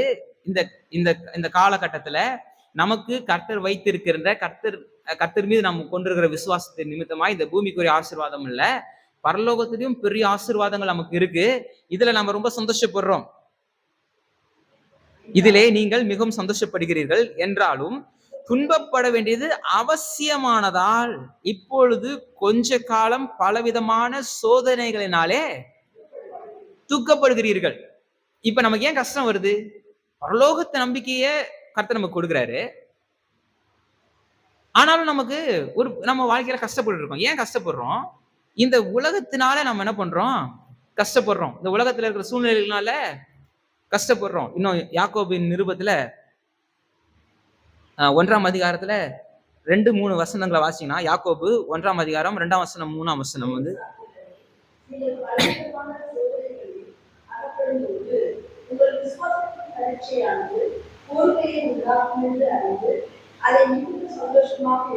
அப்ப நம்முடைய சோதனைகள், விசுவாசத்தின் சோதனைகள், அது வந்து நமக்கு ஒரு பெரிய பொறுமை, ஒரு தாங்கிக் கொள்ற பலனை, ஒரு பெரிய நம்பிக்கைய, ஒரு பெரிய உறுதிய உண்டாக்கும் என்று அறிந்து சந்தோஷப்படும். இப்ப இவங்க சந்தோஷமாய் வாழ்ந்து காமிச்சாங்க. இந்த ஆதி அப்போஸ்தலர்கள் அவர்கள் சந்தோஷமாய் ஒவ்வொரு நாளும் என்ன பண்றாங்க? வாழ்ந்து காமிக்கிறாங்க. சந்தோஷமா இருங்கன்னு போதிக்கிறவர்களாய் மாத்திரமல்ல, அதை செயல்படுத்தியும் காண்பிக்கிறாங்க. அப்ப நிறைய சாட்சிகள் நம்ம பார்க்கலாம். ஜான் கொர்னேலியஸ்ன்னு சொல்லிட்டு ஒரு ஒரு வாலிபன், ஒரு 27 வயசு. அவங்க ஒய்ஃப் வந்து எலிசபெத், அவங்களுக்கு வந்து 26 வயசு. கிட்டத்தட்ட அவங்க பிள்ளை வந்து ஹெலன் நினைக்கிறேன், அவங்க பேர் ஹெலன். சும்மா ஒரு 3 to 6 மந்த்க்குள்ளதான் அந்த குழந்தை இருக்கும். சீனா தேசத்துக்கு மிஷினரியா போறாங்க. மிஷினரியா போகும்போது அவர் எழுதி வச்சுட்டே போறாரு. ஜான் கொர்னேலியஸ் வந்து எழுதி வச்சுட்டே போறாரு, எங்களது முடிவு, அதாவது சீனாக்கு போறோம்ன்ற எங்களுடைய முடிவு எங்களால் எடுக்கப்பட்டது. எங்களுக்கு அங்க என்ன ஆகும்னு தெரியாது, என்ன வேணா நடக்கலாம். ஆனா எது நடக்கணும்னு ஆண்டவருக்கு தெரியும். அது மரணமானாலும் சரி, ஜீவனாலும் சரி, எதுவா இருந்தாலும் அது ஆண்டவருக்கு தெரியும். அது எதுவா இருந்தாலும் அதை ஏற்றுக்கொள்வதற்கு நாங்க ஆயத்தமா இருக்கணும்னு எழுதி வச்சுட்டு போறாரு. அங்க 2 பேருமே மறிக்கிறாங்க. 27 வயசு 26 வயசு 2 பேரும் மறிக்கிறாங்க. காவலர்கள், அந்த சீன காவலர்கள் வந்து பிடிக்க வரும்பொழுது தன்னுடைய மகளை ஒளிச்சு வச்சுட்டு போயிடுறாங்க. கடைசியில் இவங்க 2 பேரும் மாட்டிக்கிறாங்க, அவங்க கொண்டு போட்டுடுறாங்க. அங்க இருந்த மிஷினரிகள், மறைமுகமாக இருந்த கிறிஸ்தவர்கள் அந்த பிள்ளையை மீட்டு வளர்த்து எடுக்கிறாங்க. இதுல என்னன்னா, அந்த எலிசபெத்தோடைய தகப்பனும் தாயும் இதே சீன தேசத்துல மிஷினரியா போயிட்டு இருந்தவங்க தான். அப்ப எந்த பிரச்சனையும், எந்த போராட்டமும் சுவிசேஷத்தை ஒரு நாளும் தடுத்துற முடியாது.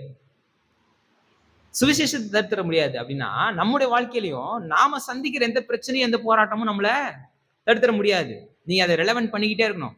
இங்க இந்த ஆதி அப்போஸ்தலர்கள் நாட்களிலும் சரி, சபை பிதாக்கள் நாட்களிலும் சரி, சமீபத்துல நேத்து நடந்த சம்பவமும் சரி, சார்லியோட மரணமும் சரி, எதுவுமே சரி நம்மளை தடுத்து விட முடியாது. இப்ப சார்லி சுட்டு கொல்லப்படுறத பார்த்தோன்னே எனக்கு அப்படியே பயந்து, ஐயோ எதுக்கு தேவையில்லாம இந்த கிறிஸ்தவ பிரசங்கத்தை பண்ணிக்கிட்டு, எதுக்கு வேத சத்தியத்தை நம்ம பேசிக்கிட்டு நம்ம பாட்டுக்கு வேற வேலையை பார்க்க முன் போயிடுறோமா? இப்பதான் இன்னும் அதிகமா துணிவு வருது. இப்பதான் அதிக தைரியம் வருது. இப்பதான் அதிக நம்பிக்கை வருது. நீ என்ன வேணா பண்ணிக்கோ, எது வேணா பண்ணிக்கோ, இதை நான் அறிவிப்பேன், இதை நான் சொல்லியே தீருவேன், இதை நான் செஞ்சே காமிப்பேன், அநேகரை மீட்புக்குள்ளாக நடத்தியே தீருவேன் அப்படின்ற ஒரு உறுதி இப்பதான் நமக்கு அதிகமா வருது. நீங்க அப்போஸ்தலர் நடவடிக்கைகள்ல ஃபுல்லும் 21ஆம் அதிகாரத்துல இருந்து 28ஆம் அதிகாரம் வரைக்கும் அப்போஸ்தலனாகிய பவுலுடைய சம்பவங்கள் நமக்கு கொடுக்கப்பட்டிருக்கு. அவருக்கு என்ன நடந்துச்சு, அந்த சம்பவங்கள்லாம் இருந்துச்சு. இந்த சம்பவங்கள்லாம் பார்த்த பின்பாகவும் அவர் மாத்திரம் தொய்வடையல, அவர் தொய்வடைஞ்சு போயிடல. அதே போல அவரை சார்ந்தவர்களும் யாருமே என்ன பண்ணிரல, தொய்வடைஞ்சு போயிடல. தங்களுடைய ஜீவனை கர்த்தருக்கென்று ஒப்பு கொடுக்கும் அளவுக்கு, சிறைச்சாலை அனுபவத்திற்குள்ளாக வரும் அளவுக்கு அநேகர் ஒப்பு கொடுத்தாங்க. நீங்க வீட்டுல போய் வாசிங்க. பிலிப்பியர்கள் நிருபம் 2ஆம் அதிகாரம் 19ஆம் வசனம் 20ஆம் வசனத்தின்படி தீமோத்தேயும் என்ன பண்றாரு, ஜெயில இருக்கிறாரு. கொலேசியர் 4ஆம் அதிகாரம் 7ஆம் வசனத்திலிருந்து 14ஆம் வசனம் வரைக்கும் வாசிங்கன்னா, தீகிக்கு, இஸ்து எனப்பட்ட இயேசு, ஒனேசிமு இவர்களாம் ஜெயில இருக்காங்க.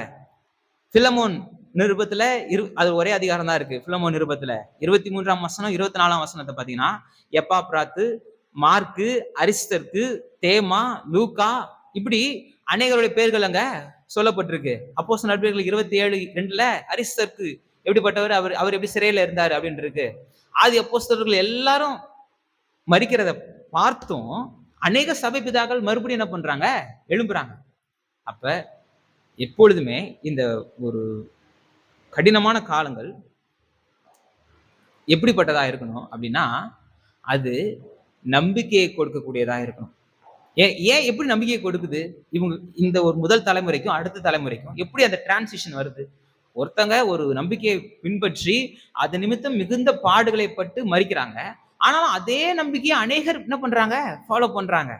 தன் ஜீவனை கொடுக்கும் அளவு கூட அவங்க என்ன பண்றாங்க, ஃபாலோ பண்றாங்க. அந்த அளவுக்கு இவங்க உபதேசிக்கிறதுலையும் ஜெபத்திலையும் அவங்களுக்கு புத்தி சொல்கிறதுலும் இந்த ஃபர்ஸ்ட் ஜெனரேஷன் இருந்துச்சு. அப்ப நாமளும் நம்முடைய அடுத்த ஜெனரேஷனுக்கும் சரி, அடுத்தவர்களுக்கும் சரி, நம்மை காண்கிறவர்களுக்கும் இந்த நம்பிக்கையை கடத்துகிறவர்களா இருக்கணும். ஜெபத்திலும் சரி, ஜெபத்துல நம்ம அநேகருக்காய் ஜெபிக்கிறோம், அதன் மூலமா நம்பிக்கையை கடத்துறோம். அநேகருக்கு நம்ம விசுவாசங்களை கற்றுத்தரோம். நம்முடைய செயல்கள் அநேக விசுவாசங்களை கடத்துகிறது.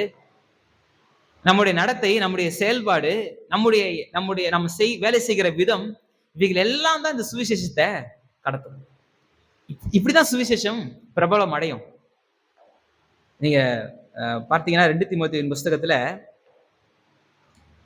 அந்த புஸ்தகமே பார்த்தீங்கன்னா, அப்போஸ்தலனாகிய பவுல் 2வது முறை ஃபர்ஸ்ட் சிறையில இருக்கும் பொழுது அவர் நிச்சயமாய் வெளியே வந்துருவாருன்னு அவருக்கே தெரியும்.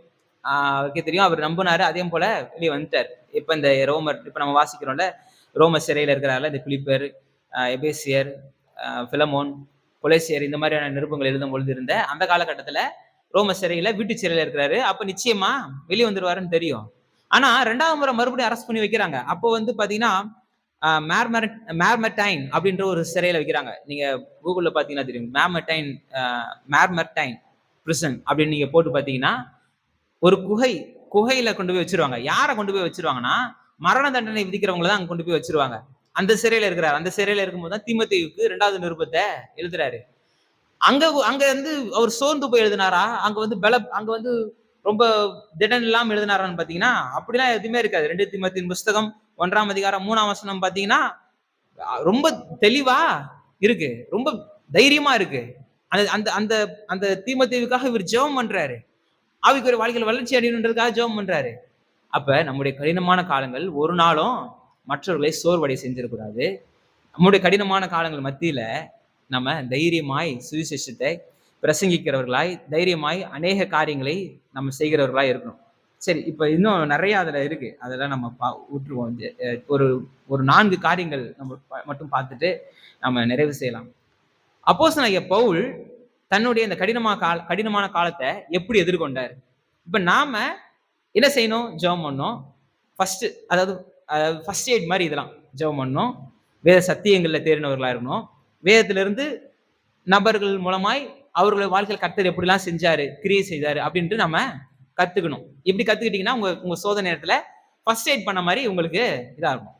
இப்ப அப்போஸ்தலனாகிய பவுல் எப்படி தன்னுடைய சோதனையை எப்படி அதை எதிர்கொள்றாரு அப்படின்னு பாத்தீங்கன்னா, ஃபர்ஸ்ட் அவருடைய பாடுகள் மத்தியில அவர் சந்தோஷமாய் வாழ்ந்து காமிச்சாரு. கொலேசியர்கள் நிருபம் 1ஆம் அதிகாரம் 24ஆம் வசனத்தை வாசிங்க. கொலேசியர் 1:24. இப்பொழுது நான் உங்கள் நிமித்தம் அனுபவிக்கிற பாடுகளில் சந்தோஷம் அடைந்து கிறிஸ்துவனுடைய உபத்திரவங்களில் குறைவானதை அவருடைய சரீரமாகிய சபைக்காக என் மாம்சத்திலே நிறைவேற்றினேன். இன்னும் எபேசியர்கள் நிருபம் 3ஆம் அதிகாரம் 13ஆம் வசனம் வாசிச்சீங்கன்னா, எபேசியர் 3:13.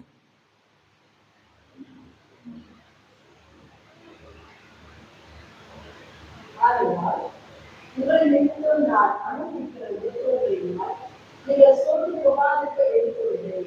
நீங்கள் சோர்ந்து போகாதிருக்க வேண்டிக் கொள்கிறேன். அதாவது இங்க இவர் படுற பாடுகளை அப்படி காமிச்சு இதன் மூலமாய் ஆதாயமோ இதன் மூலமாய் ஒரு அனுதாபமோ அவர் எதிர்பார்க்கல. அவருடைய பாடுகளை நான் பத்தியா இப்படிப்பட்ட பாடுகளுக்குள்ளாக நான் அடியேன் கடந்து செல்கிறேன், இப்படிப்பட்ட விஷயங்களை நான் அனுபவிக்கிறேன், இப்படிப்பட்ட போராட்டமான சூழல் மத்தியில் இருக்கிறேன், எனக்காய் ஜெபித்துக் கொள்ளுங்கள், எனக்காய் இது பண்ணுங்க அதை பண்ணுங்க, எதுவுமே சொல்ல. இவர் சொல்றாரு அனுதாபத்தை தேடிக்கிறதுக்காகவோ இல்ல ஏதோ ஒரு ஆதாயத்தை பெற்றுக்கொள்வதற்காகவோ சொல்ல. இதன் மத்தியில எப்படி நான் ஜெயித்து காமிக்கிறேனோ அதே போல நீங்க உங்க விசுவாசத்துல நீங்க ஜெயிக்க முடியும்ன்றதுக்காக தான் இதை செய்யறாரு. என்னை பற்றி எல்லாமே உங்களுக்கு தெரியும். ரொம்ப பிராங்கா அந்த வசனம் 12ஆம் வசனம் சொல்றது, எனக்கு சம்பவித்தவைகள் சுவிசேஷம் பிரபலமாகும்படி ஏதுவாயிற்று என்று நீங்கள் அறிந்து கொள்ள மனதாயிருக்கிறேன். எனக்கு ஒன்று நடந்துச்சுல, அது எல்லாமே உங்களுக்கு தெரியும் அப்படின்றது எனக்கு தெரியும். இதை பார்த்து நீங்க சோர்ந்து போயிடாதீங்க. இது எல்லாமே சுவிசேஷத்திற்கு பிரபலப்படுத்திச்சு, அதை வந்து உறுதிப்படுத்திச்சு.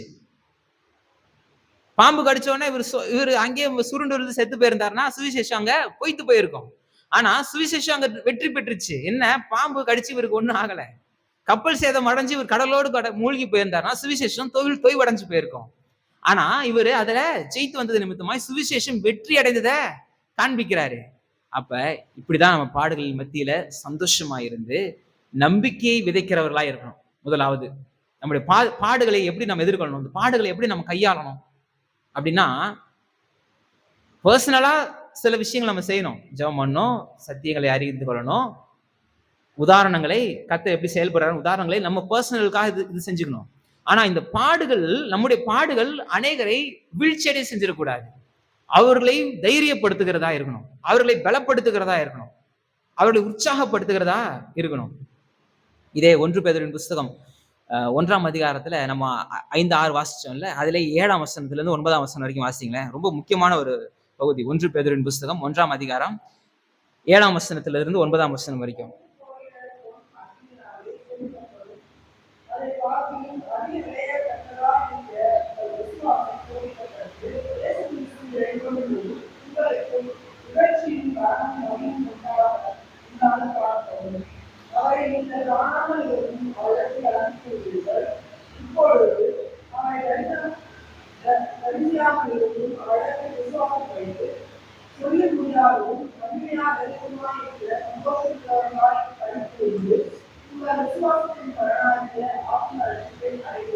விசுவாசத்தின் பலனாகிய ஆத்தும ரட்சிப்பை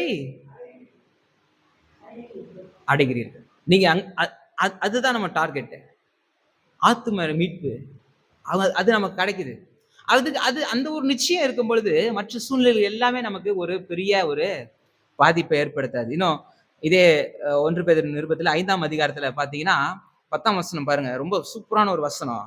கிறிஸ்து இயேசுக்குள் நம்மை தமது நித்திய மகிமைக்கு அழைத்தவராயிருக்கிற சகல கிருபையும் பொருந்தின தேவனை பற்றி எப்படி சொல்லுது, இவ்வளவு ஒரு டைட்டிலோட கொடுக்குது, இவ்வளவு பெரிய விஷயத்த சொல்லுது. இந்த 1ஆம் அதிகாரத்துல 7ஆம் வசனத்துல வந்து 9ஆம் வசனம் சொன்னது போல 9ஆம் வசனம் சொல்லுது, 1ஆம் அதிகாரம் 9ஆம் வசனம், உங்கள் விசுவாசத்தின் பலனாகிய ஆத்தும ரட்சிப்பை அடைகிறோம். அதை நமக்கு ஏற்படுத்தினவர் இந்த தேவன். அதுதான் இந்த 10ஆம் வசனம் சொல்லுது. சகல கிருபையும் பொருந்தின தேவன் கொஞ்ச காலம் பாடு அனுப்பிக்கிற உங்களை, இந்த தேவன் பாடுகளை தரதில்லை. நல்லா கவனிங்க. இந்த தேவன் நமக்கு மீட்பை தருகிற தேவன். இந்த உலகத்தில் இருக்கிற காரியங்களுக்கு நமக்கு மீட்பை தருகிறது மாத்திரமல்ல, நித்திய மீட்பை தந்த தேவன் இருக்கிறாரு. அவரு நாம இந்த கொஞ்ச காலத்துல, இந்த பூமியில வாழும் காலகட்டத்துல என்ன போட்டிருக்கு? கொஞ்ச காலம் பாடு அனுபவிக்கிற நம்மை, இந்த உலகத்தின் சூழ்நிலை நிமித்தமாய், மனிதர்கள் நிமித்தமாய், பிசாசுக்கு கீழ்ப்படிந்த மனிதர்கள் நிமித்தமாய், பிசாசு நிமித்தமாய், அவன் கொண்டு வந்த வீழ்ச்சி நிமித்தமாய் பாடு அனுபவிக்கிற நம்மை என்ன பண்றாராம்? இந்த தேவன் பாடுகளை கொடுக்கிற தேவன் கிடையாது. இந்த இந்த சூழ்நிலைகள் நிமித்தமாய் வருகிற பிரச்சனைகள் மத்தியில நம்மள என்ன பண்றாராம்? சீர்படுத்தி, ஸ்திரப்படுத்தி, பலப்படுத்தி. ஆமென். இந்த சூழ்நிலைகள் நிமித்தமாய் நமக்கு பாடு வருது. இந்த சூழ்நிலைகள் நிமித்தமாய் நமக்கு போராட்டங்கள் வருது. இந்த சூழ்நிலைகள் நம்மளை போட்டு நெருக்குது. ஆனா தேவன் என்ன செய்யறாரு? நம்மளை சீர்படுத்துறாரு, ஸ்திரப்படுத்துறாரு, பலப்படுத்துறாரு, நிலைநிறுத்துறாரு. நம்மளை வெற்றியடை செய்கிறவராக இருக்கிறார். பாடுகளை மேற்கொள்ளக்கூடிய அதிகாரத்தை உங்களுக்கு தந்தவராக இருக்கிறார். பிசாசை மேற்கொள்ளும் அதிகாரத்தை தந்தவராக இருக்கிறார். உங்களுக்கு அந்த ஆற்றலை தந்தவராக இருக்கிறார். உங்களுக்கு அந்த பலனை தந்தவராக இருக்கிறார். உங்களுடைய விசுவாசம் உலகத்தை ஜெயிக்கிற ஜெயமா இருக்குது. இயேசுவானவர் எல்லாவற்றுக்கும் அவர் நமக்கு முன்னோடியா இருந்து, இயேசு கிறிஸ்து நமக்கு எல்லாவற்றிலும் நமக்கு செய்து காமித்து, பிசாசு ஜெயித்து காமித்து நமக்கு ஒரு பெரிய ஒரு ஜீவனோட வழியை காமிச்சிட்டு போயிட்டாரு. இப்ப நாம அந்த வழியை பின்பற்றி பிசாசு ஜெயிக்கிறவர்களா இருக்கணும். தேவன் என்ன செய்யறாரு? ஏன் ஆண்டவரே எனக்கு பாடுகள் கொடுத்தீருன்னு கிடையாது. பாடுகள் மத்தியில நம்மளை சீர்படுத்துறாரு, பாடுகள் மத்தியில நமக்கு ஸ்திரப்படுத்துகிறாரு, பாடுகள் மத்தியில நம்மளை பலப்படுத்துகிறாரு, இந்த பாடுகள் மத்தியில நம்மளை நிலை நிறுத்துறாரு. பாடுகள் உங்களை மேற்கொள்ளாது, உங்களை அழிஞ்சு போக விடாது, உங்களை ஓரங்கட்டாது, உங்களை தொய்வடைய விடாது. மாறாக உங்களை அடுத்தடுத்த நிலைகளுக்கு கொண்டு செல்லும். இந்த சத்தியத்தை நல்லா தெரிஞ்சுக்கணும். அப்ப பாடுகள் மத்தியில இந்த சத்தியங்களை அறிஞ்சு கொண்டீங்கனாலே, பாடுகளை ஜெயிப்போன்ற சத்தியத்தை அறிஞ்சிங்கனாலே பாடுகள் மத்தியில உங்களுக்கு ஒரு பெரிய சந்தோஷம் உண்டாகும். ஏன்னா இதை நம்ம ஜெயிச்சிருவோம். அதான் ஒரு உதாரணம் சொல்லுவாங்க. கிறிஸ்தவ வாழ்க்கைன்றது அந்த ரீப்ளேவை பார்க்குற மாதிரியாம். நேற்று நடந்து முடிச்ச மேட்ச் நீங்க ரீப்ளே பார்க்கும்போது அடுத்த பால் என்ன நடக்குமோன்னு பார்க்க மாட்டோம். அது நமக்கு ஏன்னா ரிசல்ட் தெரியும். ஃபர்ஸ்ட் மேட்சை பார்க்கும்போது ரொம்ப இதா இருக்கும், டென்ஷனா இருக்கும். அடுத்த பால் என்ன ஆக போகுது தெரியல, அடுத்தது என்ன செய்ய போறாங்கன்னு தெரியல, அடுத்தது என்ன எவன் கோல் போட போறான்னு தெரியல. கிரிக்கெட்டா இருந்தாலும் சரி, ஃபுட்பாலா இருந்தாலும் சரி, அடுத்தது என்ன நடக்க போகுதுன்னு தெரியல அப்படின்ற ஒரு பெரிய பரபரப்பு இருக்கும். ஆனா கிறிஸ்தவர்களுக்கு என்ன நடந்துச்சுன்னு தெரியும். கடைசியா சத்துருவ கர்த்தர் முற்றிலுமே ஒழிச்சிட்டாரு அப்படின்ற ரிசல்ட் தெரிஞ்சு போச்சு. இப்ப எதை நம்மளை பயமுறுத்த முடியும்? எதுவும் நம்மளை பயமுறுத்த கூடாது. எல்லா சூழ்நிலையிலும் ஜெயிக்க நாம கற்றுக்கொள்ளணும். அப்ப பாடுகள் மத்தியில சந்தோஷமா இருந்து மற்றவர்களை உற்சாகப்படுத்துகிறவர்களாய் நாம இருக்கணும். ரெண்டாவது, தன் வாழ்வின் நோக்கமான சுவிசேஷம் தடைப்படக்கூடாது அப்படின்ற எண்ணம் அப்போஸ்தலனாகிய பவுலுக்கு இருந்துச்சு. கொலோசியர் நிருபம் 4ஆம் அதிகாரம் 3ஆம் வசனம் 4ஆம் வசனம். கொலோசியர் 4:3-4. கிறிஸ்துவனுடைய ரகசியத்தின் நிமித்தம் கட்டப்பட்டிருக்கிற நான் அந்த ரகசியத்தை குறித்து பேச வேண்டிய பிரகாரமாய் பேசி அதை வெளிப்படுத்துவதற்கு திருவசனம் செல்லுபடியான வாசலை தேவன் திறந்தருளும்படி எங்களுக்காகவும் வேண்டிக் கொள்ளுங்கள். ஜெபமான சொல்றாரு. என்ன சொல்றாரு? இவருக்கு சில காரியங்கள் அத்தியாவசியமா தான் இருக்கு. பண தேவைகள், பொருளாதார தேவைகள், சுகம், சரீர பலவீனத்திலிருந்து சுகம், இது இப்படி நிறைய காரியங்கள் அத்தியாவசியமா இருக்கு. ஆனா இவர் எதை ஹைலைட் பண்றாரு? சுவிசேஷம் தொய்வு அடைஞ்சிடக்கூடாது, சுவிசேஷம் தடையாயிடக்கூடாது. அதுக்காக ஜெபம் பண்ணுங்க, அதுக்காக தான் நீங்க ஜெபம் பண்ணுங்க அப்படின்ட்டு. அதாவது உங்க வாழ்க்கையில இருக்கிற உங்க வாழ்க்கையில நீங்க ஜெயிக்கணும், உங்க வாழ்க்கையில இருக்கிற கடினமான சூழ்நிலைகள் மாறணும் அப்படின்ட்டு நீங்க ஜெபம் பண்றீங்க அப்படின்னா, ஏதோ நம்ம சுய பெருமைக்காக நான் எப்படி வாழ்ந்துட்டேன் பத்தியா, எப்படி ஜெயிச்சிட்டேன் பத்தியா, எப்படிப்பட்ட எவெல்லாம் என்னைய இதா பேசினானோ, அற்பமா பேசினானோ அவனுக்கு முன்னாடி நானு எப்படி வாழ்ந்து காமிக்கிறேன் பார், அப்படி அந்த நோக்கம் கிடையாது. நமக்கான நோக்கம் என்னன்னா, நான் ஆண்டவரை நம்பி இருக்கேன், ஆண்டவரை விசுவாசிக்கிறேன், நான் தொய்வடைஞ்சு போறதுனால ஆண்டவரோட நாம மகிமை இழந்துடக்கூடாது, ஆண்டவருடைய நாம மகிமைக்காக நான் ஜெயிக்கணும் அப்படின்ற எண்ணம் வந்துருச்சுன்னா உங்க ஜெபம் வல்லமையுள்ளதா இருக்கும். அங்க அப்போஸ்தலனாகிய பவுலுடைய ஜெபம், அவருக்கு நிறைய வாஞ்சைகள் இருந்துச்சு, நிறைய தேவைகள் இருந்துச்சு, நிறைய பலவீனங்கள் இருந்துச்சு, நிறைய குறைவுகள் இருந்துச்சு. ஆனா அதன் மத்தியில அவருடைய ப்ரையாரிட்டி பிரதானமான வாஞ்சை என்னன்னு கேட்டீங்கன்னா, இந்த சுவிசேஷம் போய் உடைஞ்சிடக்கூடாது, அது மகிமை இழந்து போயிடக்கூடாது. அப்ப உங்க நல்வாழ்வை நீங்க விரும்புங்க, அது ஆண்டவருடைய நாம மகிமைக்காக விரும்புங்க. உங்க நல்வாழ்வை நீங்க விரும்பணும், நல்லது. அது ஆண்டவர் நாம மகிமைக்காக நீங்க அப்படி அது விரும்பணும். இதான் 2வது காரியம். 3வது, நம்முடைய கடினமான சூழ்நிலைகளை, அதாவது நம்முடைய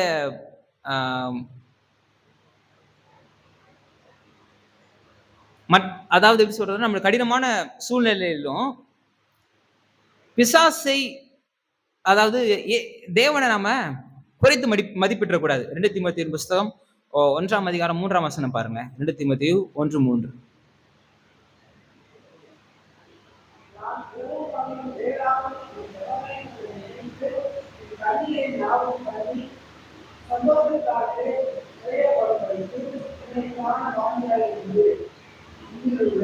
இல்ல அது 3ஆம் வசனம், அது வரைக்கும் போதும். அதாவது நம்முடைய கடினமான சூழ்நிலையிலும், அதாவது எப்படி சொல்றதுன்னா, தேவனை பற்றி தான ஒரு தெளிவான பிக்சர் இருக்கணும், நம்மை குறித்து தான பிக்சர் இருக்கணும். இதுல பெரிய ப்ரையாரிட்டி என்னன்னா, நம்முடைய மற்றவர்களுக்கான அந்த ஒரு கரிசனை, மற்றவர்களை குறித்துதான கரிசனை. என் பிரச்சனையே 1000 பிரச்சனை இருக்கு, இதுல நான் எங்க மத்தவங்களை பத்தி யோசிக்கிறது அப்படின்னு யோசிக்காம, உங்களுடைய வார்த்தைகளும் உங்களுடைய செயல்களும் ஒரு நாள் மற்றவர்களை கர்த்தரை விட்டு விலகிறதுக்கு ஏதுவான வார்த்தைகளை, காரியங்களை செஞ்சிடக்கூடாது நம்முடைய கஷ்ட நேரத்துல. இங்க நான் சொன்ன மாதிரி 2 தீமோத்தேயு புஸ்தகத்தை எழுதும்போது அப்போஸ்தலனாகிய பவுல் நிச்சயமாய் அடுத்து மரணம் அடைய போறோம் அப்படின்ற தெரிகிற ஒரு சிறையில, குகையில, ஒரு மலையில, ரோமாபுரியில இருக்கிற ஒரு மலையில இருக்கிற ஒரு குகையில கொண்டு போய் வச்சிடுறாங்க. அங்க வச்சிடுறாங்க. அந்த சிறையில இருக்கிறாரு. இப்ப அவருக்கு நல்லா தெரியும், அடுத்து நம்ம மரிக்கதான் போறோம்னு தெரியும். அந்த சிறையில் இருக்கும் பொழுது கூட இங்க மற்றவர்களுக்காய் ஜெபம் பண்றாரு. அப்ப அவருடைய வாஞ்சை, அவருடைய இந்த செயல் எல்லாமே எப்படி இருக்கு, தன்னுடைய சூழ்நிலைகள் மற்றவர்களை வலிவு செஞ்சிடக்கூடாது. கிறிஸ்துவை மறுதலிக்கிறதுக்கு ஏதுவான வார்த்தைகளை நம்ம சொல்லிடக்கூடாது. மற்றவர்களை பாவம் செய்து விட வைக்க கூடாது. இது ரொம்ப ரொம்ப அவசியம். நான் என்ன பண்றேன், நான் ஒன்றும் செய்யலையே அப்படின்னு நினைப்போம். ஆனா மற்றவர்களை பாவம் செய்ய தூண்டுகிற அளவுக்கு நம்முடைய செயல்பாடு இருந்துச்சுனாலே அதுவும் என்ன ஆயிடுது, பிரச்சனையா மாறுது. அப்ப நம்முடைய எல்லா செயல்பாடுகளும் மற்றவர்களையும் ஸ்ட்ரென்தன் பண்ணணும். ஒருவேளை சப்போஸ் நமக்கு பிரியமில்லாத காரியங்களா இருக்கலாம், நமக்கு பிடிக்காத காரியங்களா இருக்கலாம், நமக்கு எதிர்பார்க்காத காரியங்களா இருக்கலாம். ஆனா அந்த சூழ்நிலை மற்றவர்களை விசுவாசத்துல நடத்தணுமே தவிர, அவர்கள் ஏற்கனவே கொஞ்சம் ஒரு மாதிரி இருக்காங்கன்னா இன்னும் கொஞ்சம் டவுன் பண்ணி அவங்களை விசுவாசத்தை விட்டு விலகி போற அளவுக்கு நம்மளுடைய நடத்தை இருந்துடக்கூடாது. இங்க அப்போஸ்தலனாகிய பவுல் ஜெபிக்கிறாரு. ஏன்னா அவரால் அந்த ஒரு செயல் தான் செய்ய முடியும். அந்த சிறைச்சாலையில அவரால் செய்ய முடிஞ்ச ஒரே செயல் என்ன, ஜெபம். அந்த ஜெபத்தை அவர் செய்யறாரு. இன்னைக்கு நம்ம நிறைய இன்னைக்கு நம்ம ஜெயில ஒண்ணும் இல்லை, நம்ம கைகள் ஒன்றும் கட்டப்பட்டு, நம்ம கால்கள் கட்டப்பட்டு, நம்மளே ஒரு அறையில் நம்ம அடைக்கப்பட்டு, நம்ம சுதந்திரமா இருக்கிறோம். நம்மளை துன்பப்படுத்துறவங்களுக்காக நம்ம என்ன பண்ண முடியும், அவளை ஆசீர்வதிக்க முடியும். அவங்களுக்கு நன்மையா நம்மளால வாழ முடியும். புரியுதா உங்களுக்கு? சில நேரத்துல அநேகர் நம்ம சார்ந்தவர்களுக்கு யார வேணா எடுத்துக்கோங்க, அவங்களுக்கு ஆசீர்வாதமாய் நம்மளால செயல்பட முடியும். அப்ப பாடுகள் மத்தியில சந்தோஷமா இருந்து அநேகரை நம்பிக்கையை கொடுக்கணும். 2வது, இந்த சுவிசேஷம் தடைபெறக்கூடாது. என்னுடைய நான் தோல்வி அடைஞ்சு இயேசு கிறிஸ்துவின் நாமம் மகிமை இழந்துடக்கூடாது அப்படின்ற ஒரு வாஞ்சை இருக்கணும். 3வது, நம்மளால இயன்ற செயலை செய்யணும். இதுதான் அந்த 3வது பாயிண்ட். தெளிவான பாயிண்ட்னா, நம்மளால இயன்ற செயலை செய்யணும். எது, மற்றவர்கள் வலிவி போயிற மாதிரி செயல் கிடையாது. மற்றவர்களை தூக்கி விடுகிற அளவுக்கு, மற்றவர்களை உயிர்ப்பிக்கிற அளவுக்கு, மற்றவர்களை பலப்படுத்துகிற அளவுக்கு. சப்போஸ் நாம கடினமானதான் இருக்கலாம், ஆனா அதன் மத்தியில நம்முடைய செயல்பாடுகள் அநேகரை பலப்படுத்துகிறதா இருக்கணும், அநேகரை திடப்படுத்துகிறதா இருக்கணும். இங்க அடுத்தது பாத்தீங்கன்னா 4வது, பிலிப்பியருக்கு எழுதின நிருபம் 1ஆம் அதிகாரம் 12ஆம் வசனத்திலிருந்து 14ஆம் வசனம் நம்ம வாசிச்ச இந்த வசனங்களின்படி பாத்தீங்கன்னா, அப்போஸ்தலனாகிய பவுல் இந்த கடினமான சூழ்நிலைகளிலும் தனக்கான வாய்ப்பை பயன்படுத்துகிறார். தன் மனதாலும் செயலாலும். மனதுல வாஞ்சை இருக்கு, செயல்ல காமிக்க முடியலன்னு கிடையாது. இங்க அவர் மனதுல என்ன வாஞ்சை இருந்துச்சோ அதை செயல்படுத்தி காமிக்கிறாரு. அரண்மனை எங்கும் உள்ளவர்களுக்கு மற்ற யாவருக்கும் என் கட்டுகள் கிறிஸ்துவுக்குள்ளான கட்டுகள் என்று வெளியரங்கமாகி, சகோதரில் அநேகர் என் கட்டுகளினாலே கர்த்தருக்குள் திடன் கொண்டு பயமில்லாமல் திருவசனத்தை சொல்லும்படி அதிகமாய் துணிந்திருக்கிறார்கள். அப்ப இவருடைய செயல் என்ன பண்ணிருக்கு? அநேகரை ஸ்ட்ரென்தன் பண்ணிருக்கு. அதுல இருக்க சான்ஸை பாக்குறாரு. நான் சொன்னல, எலைட் காட் மத்தியில இருக்கிறாரு. அன்னைக்கு ஒரு வரலாற்று ஆசிரியர்கள் சொல்றாங்க, அன்னைக்கு இருந்த நாகரிகங்கள், 1ஆம் நூற்றாண்டுல இருந்த நாகரிகங்கள்லயே எல்லா காவலர்களை விட, எல்லா அரசாங்கத்திலையும் இருந்த காவலர்களை விட ரோம காவலர்கள் அதிக சம்பளத்தை பெற்றவர்களா இருந்தாங்க 1ஆம் நூற்றாண்டுல. அந்த ரோம காவலர்கள்லயே இந்த எலைட் காட், இந்த இம்பீரியல் காட்ஸ் வந்து அதிக சம்பளத்தை பெற்றவர்களாம். உலகத்திலே அதிக சம்பளம் வாங்கின ஒரு இராணுவ வீரர்கள். அவங்க இப்போ எவ்வளவு ட்ரைனிங் எடுத்திருப்பாங்க, எந்த அளவுக்கு அவங்க வந்து ஒரு திறமை உள்ள ஒரு இராணுவ வீரர்களா இருந்திருப்பாங்க. இன்னைக்கு உலகத்துல நிறைய படை பிரிவுகள் இருக்கு. அதுல வந்து நீங்க பாத்தீங்கன்னா, அமெரிக்கால வந்து F-35 சொல்லிட்டு ஒரு ஃபைட்டர் ஜெட் இருக்கு. F-35 சொல்லிட்டு ஒரு ஃபைட்டர் ஜெட் இருக்கு. அது அந்த ஃபைட்டர் ஜெட். இன்னொன்று வந்து இது மாதிரி B2 அப்படின்ட்டு ஒரு இருக்கு. B1B, B2, B2 அது மாதிரி பாம்பர்ஸ் இருக்கு. இந்த பைலட்ஸுக்கு ஒரு நபருக்கு ஒரு வருஷத்துக்கு அவங்களுக்கு ட்ரைனிங் கொடுக்கறதுக்காகவும், அவங்களுக்கு ஃபுட்டு ப்ரொவைட் பண்றதுக்காகவும், அவங்கள ட்ரைனிங் பண்றதுக்காகவே பல 100 கோடிகள் அரசாங்கம் செலவு பண்ணுதான் ஒருத்தருக்கு ஒரு வருஷத்துக்கு பல 100 கோடி ரூபாய் செலவு பண்ணி தான் ஒரு போர் வீரனை தயார் பண்றாங்களாம். ட்ரைனிங் கொடுத்து இது பண்றாங்க. ஒரு போர் வீரனுக்கு அவ்வளோ அந்த ஜெட்ஸை, அந்த ஃபைட்டர் ஜெட்ஸையும் அந்த பாம்பர்ஸையும் ஓட்டுறதுக்கு அவ்வளோ ஆயிரக்கணக்கான கோடிகள் செலவு பண்றாங்களாம். அதே போல இந்த இம்பீரியல் கார்ட்ஸுக்கு 1ஆம் நூற்றாண்டுல அநேக தொகைகள் செலவு பண்ணி தான் இந்த இம்பீரியல் கார்ட்ஸ் வச்சிருக்காங்க. அவர்கிட்ட தான் இவர் மாட்டி இருக்கிறாரு. இவரு இந்த பிரச்சனை மத்தியில இவருக்கான வாய்ப்பை பாக்குறாரு. இவர் பிரச்சனையே நோக்கிட்டு பார்த்துட்டு இல்ல, அதையே ஃபுல்லு ஃபோக்கஸ் பண்ணிக்கிட்டு இல்ல. அதுல என்ன சான்ஸ் கிடைக்குது? ஒரு நாளைக்கு 4 பேர் வரான். ஏன்னா 6 மணி நேரத்துக்கு ஒரு முறை ஷிஃப்ட். 6 மணி நேரத்துக்கு ஒருத்தன் வரான், அவனுக்கு சுவிசேஷத்தை அறிவிக்கிறேன். இந்த ரோம தேசத்துல இருந்து, ரோம பட்டணத்துல இருந்து அநேகர் என்னை பார்க்க வராங்க. சில பேரு நான் உள்ள உட்கார்ந்ததை நினைச்சு சந்தோஷப்பட்டே வந்து பார்க்க வராங்க. அவங்களுக்கும் சுவிசேஷத்தை பிரசங்கிக்கிறேன். அவங்களுக்கு உண்டான சத்தியத்தின் ஏற்பட்ட குறைவுகளை நான் போக்குறேன். இதுதான் அவருடைய மனநிலையா இருந்துச்சு. இதுதான் 4வது காரியம். 5வது காரியம் பார்த்தீங்கன்னா, அப்போஸ்தலர் நடவடிக்கைகள் 28ஆம் அதிகாரத்துல 17ஆம் வசனத்திலிருந்து வீட்டுல போய் வாசிங்க. 31ஆம் வசனம் மட்டும் இப்ப வாசிங்க. அப்போஸ்தலர் 28:31. 17ல இருந்து வீட்டுல போய் வாசிங்க. 28 மட்டும் இப்ப வாசிங்க.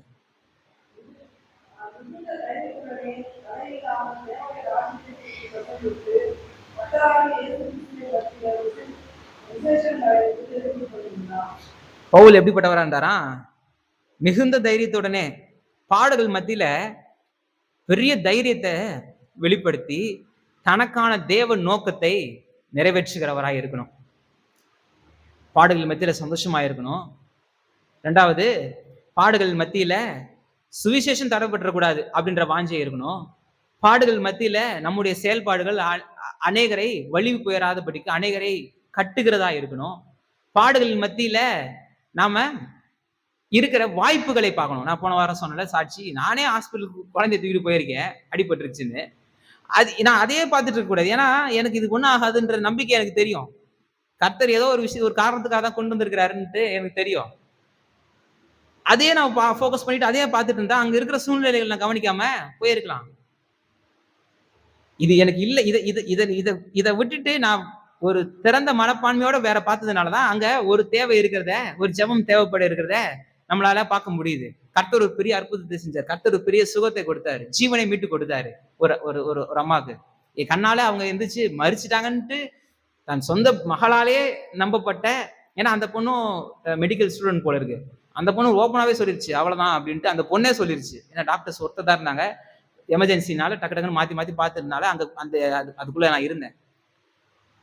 முடிஞ்சு போச்சுன்னு சொன்ன நேரத்துல ஒரு சின்ன ஜெபம் பண்ணி கடைசியில அந்த அம்மா எந்திரிச்சு உட்காந்துட்டாங்க. எந்திரிச்சு உட்காந்து இது கட்டு போடுற நேரத்துல இது கொடுத்த சவுண்டுல அந்த அம்மா என்ன நடக்குதுன்னு கேட்டாங்க. என்னாச்சு அந்த குழந்தைக்கு அப்படின்னு அந்த அம்மாவே கேட்கறாங்க. கடைசியில் எந்திரிச்சு நடந்து போனாங்க. நாங்க வெளியே வரதுக்கு முன்னாடி அந்த அம்மா எந்திரிச்சு நடந்து வீட்டுக்கு போறத பார்த்தேன். அப்ப பாடுகள் மத்தியில இருக்கிற வாய்ப்புகளை பாருங்க. நீங்க பாடுகள் தான் இருப்பீங்க, ஆனா அதன் மத்தியில கர்த்தருக்காய் நீங்க என்ன செய்ய முடியுன்ற வாய்ப்புகளை நீங்க பாருங்க. அது பெரிய ஆசீர்வாதமா இருக்கும். 5வது, இந்த பாடுகள் மத்தியில ஒரு பெரிய தைரியம் இருக்கணும். ஏன் தைரியம் இருக்கணும்? அந்த வசனம் சொல்லுது, மிகுந்த தைரியத்துடனே தடையில்லாமல் தேவனுடைய ராஜ்யத்தை குறித்து பிரசங்கித்து கர்த்தராகிய இயேசு கிறிஸ்துவின் பற்றிய விசேஷமான காரியங்களை, சுவிசேஷத்தை உபதேசித்தே கொண்டிருந்தாராம். இது நிமித்தமா என்ன ஆகுது? சுவிசேஷம் பிரபலம் அடையுது, சுவிசேஷம் உறுதிப்படுது, சுவிசேஷம் பெரிய ஒரு ஒரு தாக்கத்தை ஏற்படுத்துது. இந்த வசனங்கள் படி ரோமர்கள் இது பிலிப்பியர்கள் நிருபம் 1 அதிகாரம் 12 வசனத்தின்படி சுவிசேஷம் பிரபலம் அடையுதான். அதாவது அதுக்கான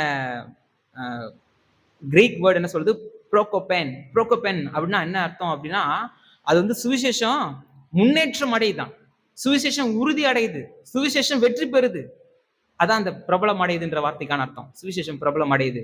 13 வசனம் சொல்லுது, அந்த அரண்மனையில இருக்கிற எல்லாருக்குமே இயேசு கிறிஸ்து யாருன்னு தெரியுது. ஏன்னா என் கட்டுகள் கிறிஸ்துவுக்குள்ளான கட்டுகள் என்று வெளியரங்கமாகி, இங்க பவுல் ஒருத்தர் வந்திருக்கிறாரு, அவர் எந்த தவறும் செய்யல, இயேசு கிறிஸ்துன்னு ஒருத்தர் இருந்தாராம், அவரை பற்றிதான காரியங்களை எடுத்து சொல்லி இப்போ வந்து இவர் ஜெயில இருக்கிறாரு அப்படின்ட்டு அரண்மனை எங்கும் பிரபலமாகுது. இயேசு கிறிஸ்து யார் அவரு அப்படின்ட்டு ஒரு வாஞ்சை ஏற்படுது, ஒரு பெரிய ஒரு தாக்கத்தை ஏற்படுத்துது. அப்ப இவர் தைரியமா இருந்தது, இவர் அந்த எல்லா விஷயம் வெற்றி சிறந்து காமிச்சது, சுவிசேஷத்தை பிரபலப்படுத்துது, வெற்றி சிறக்க வைக்கிறது. சுவிசேஷம் எல்லா இடங்களிலும் பரவும்படி, ரோம சிறைச்சாலை மாத்திரமல்ல, அந்த அந்த சிறைச்சாலை, அந்த அரண்மனை மாத்திரமல்ல, ரோம பட்டணமே அன்னைக்கு சுவிசேஷத்திற்குள்ளாக கொண்டு போறதுக்கு இவருடைய விசுவாசம் பயன்பட்டுச்சு. 3வது 14 வசனம் பாத்தீங்கன்னா,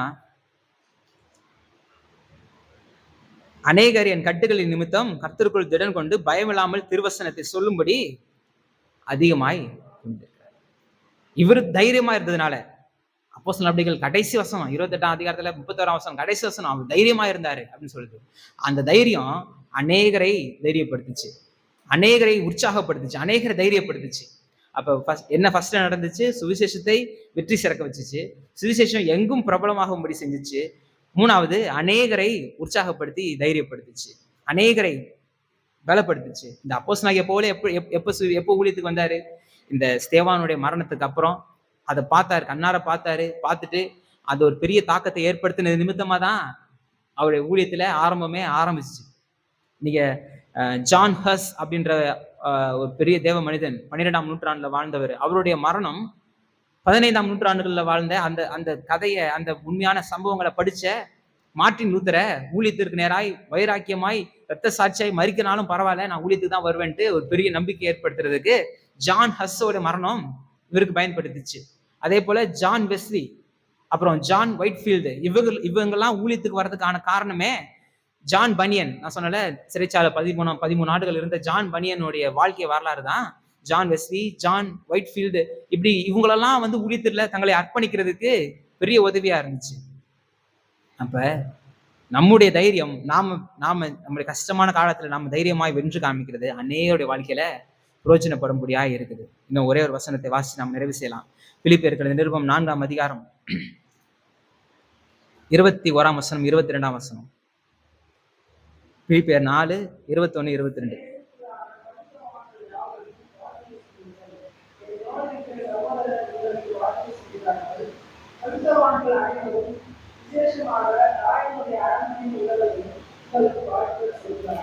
என்ன பண்றாங்களா? ராயனுடைய அரண்மனையில இருக்கிறவங்க கிறிஸ்துவின் சபைக்கு வாழ்த்துதல் சொல்லும் அளவுக்கு அவங்க சுவிசேஷத்தை கேட்டறிந்தவர்களா இருந்தாங்க. புரியுதா? எப்படி இவருடைய பாடுகள் மத்தியில இவர் தைரியமா இருந்தது, சுவிசேஷத்தை பிரபலப்படுத்தியது, சுவிசேஷத்தை வெற்றி சிறக்க வைத்தது. சுவிசேஷம் அரண்மனை எங்கும், சிறைச்சாலை முழுவதும், ரோம பட்டணம் முழுக்கும் கொண்டு போச்சு, அநேகரை தைரியப்படுத்துச்சு. அது மாத்திரம் இல்ல, அவங்க சபைக்கு இவர் லெட்டர் எழுதுறது கேள்விப்பட்டு என்ன பண்றாங்களாம்? வாழ்த்துதல் சொல்றாங்க. அரண்மனையில இருக்கிறவங்க, அங்க இருந்த எலைட் கார்ட்ஸா இருந்தாலும் சரி, அங்க இருந்த பிரிசனர்ஸா இருந்தாலும் சரி, அங்க இருந்த ஹெல்பர்ஸ். ஏன்னா பெரிய அரண்மனையில உலகத்திலே மிகப்பெரிய தேசமா இருந்தது ரோம தேசம். அந்த தேசத்தின் சக்கரவர்த்தி இருக்கிறாரு, அந்த சக்கரவர்த்திக்கான எவ்வளவு பெரிய அரண்மனை அது இருந்திருக்கும். அவங்க எல்லாரும் என்ன பண்றாங்களாம்? வாழ்த்துதல் சொல்றாங்க. எதுக்கு? சபைக்கு வாழ்த்துதல் சொல்றாங்க. அப்ப அந்த அளவுக்கு அவங்க ஆவிக்குரிய வளர்ச்சி, முதிர்ச்சி அடைகிறதுக்கு இவருடைய செயல்பாடுகள் இருந்துச்சு. நம்முடைய செயல்பாடுகள் எப்படி இருக்கு? பாடுகள் மத்தியில நம்மளுக்கே 4 பேரை தேற்ற வேண்டியதா இருக்குல்ல. நமக்கு ஒரு சின்ன கஷ்டம் வந்துச்சுன்னா, உடனே என்ன ஐயோ! ஆச்சா, போச்சான்ட்டு இங்க ஃபோன் பண்றோம், அங்க பண்றோம், அத பண்றோம், இத பண்றோம். நமக்கே 4 பேர் தேற்ற வேண்டியதா இருக்கு. ஆனா, நீங்க தைரியத்தோடு இருக்கிறது அநேகரை தேற்றும், அநேகரை வாழச் செய்யும். ஆமென். நம்ம எல்லாரும் எழுந்து நிற்கலாம்.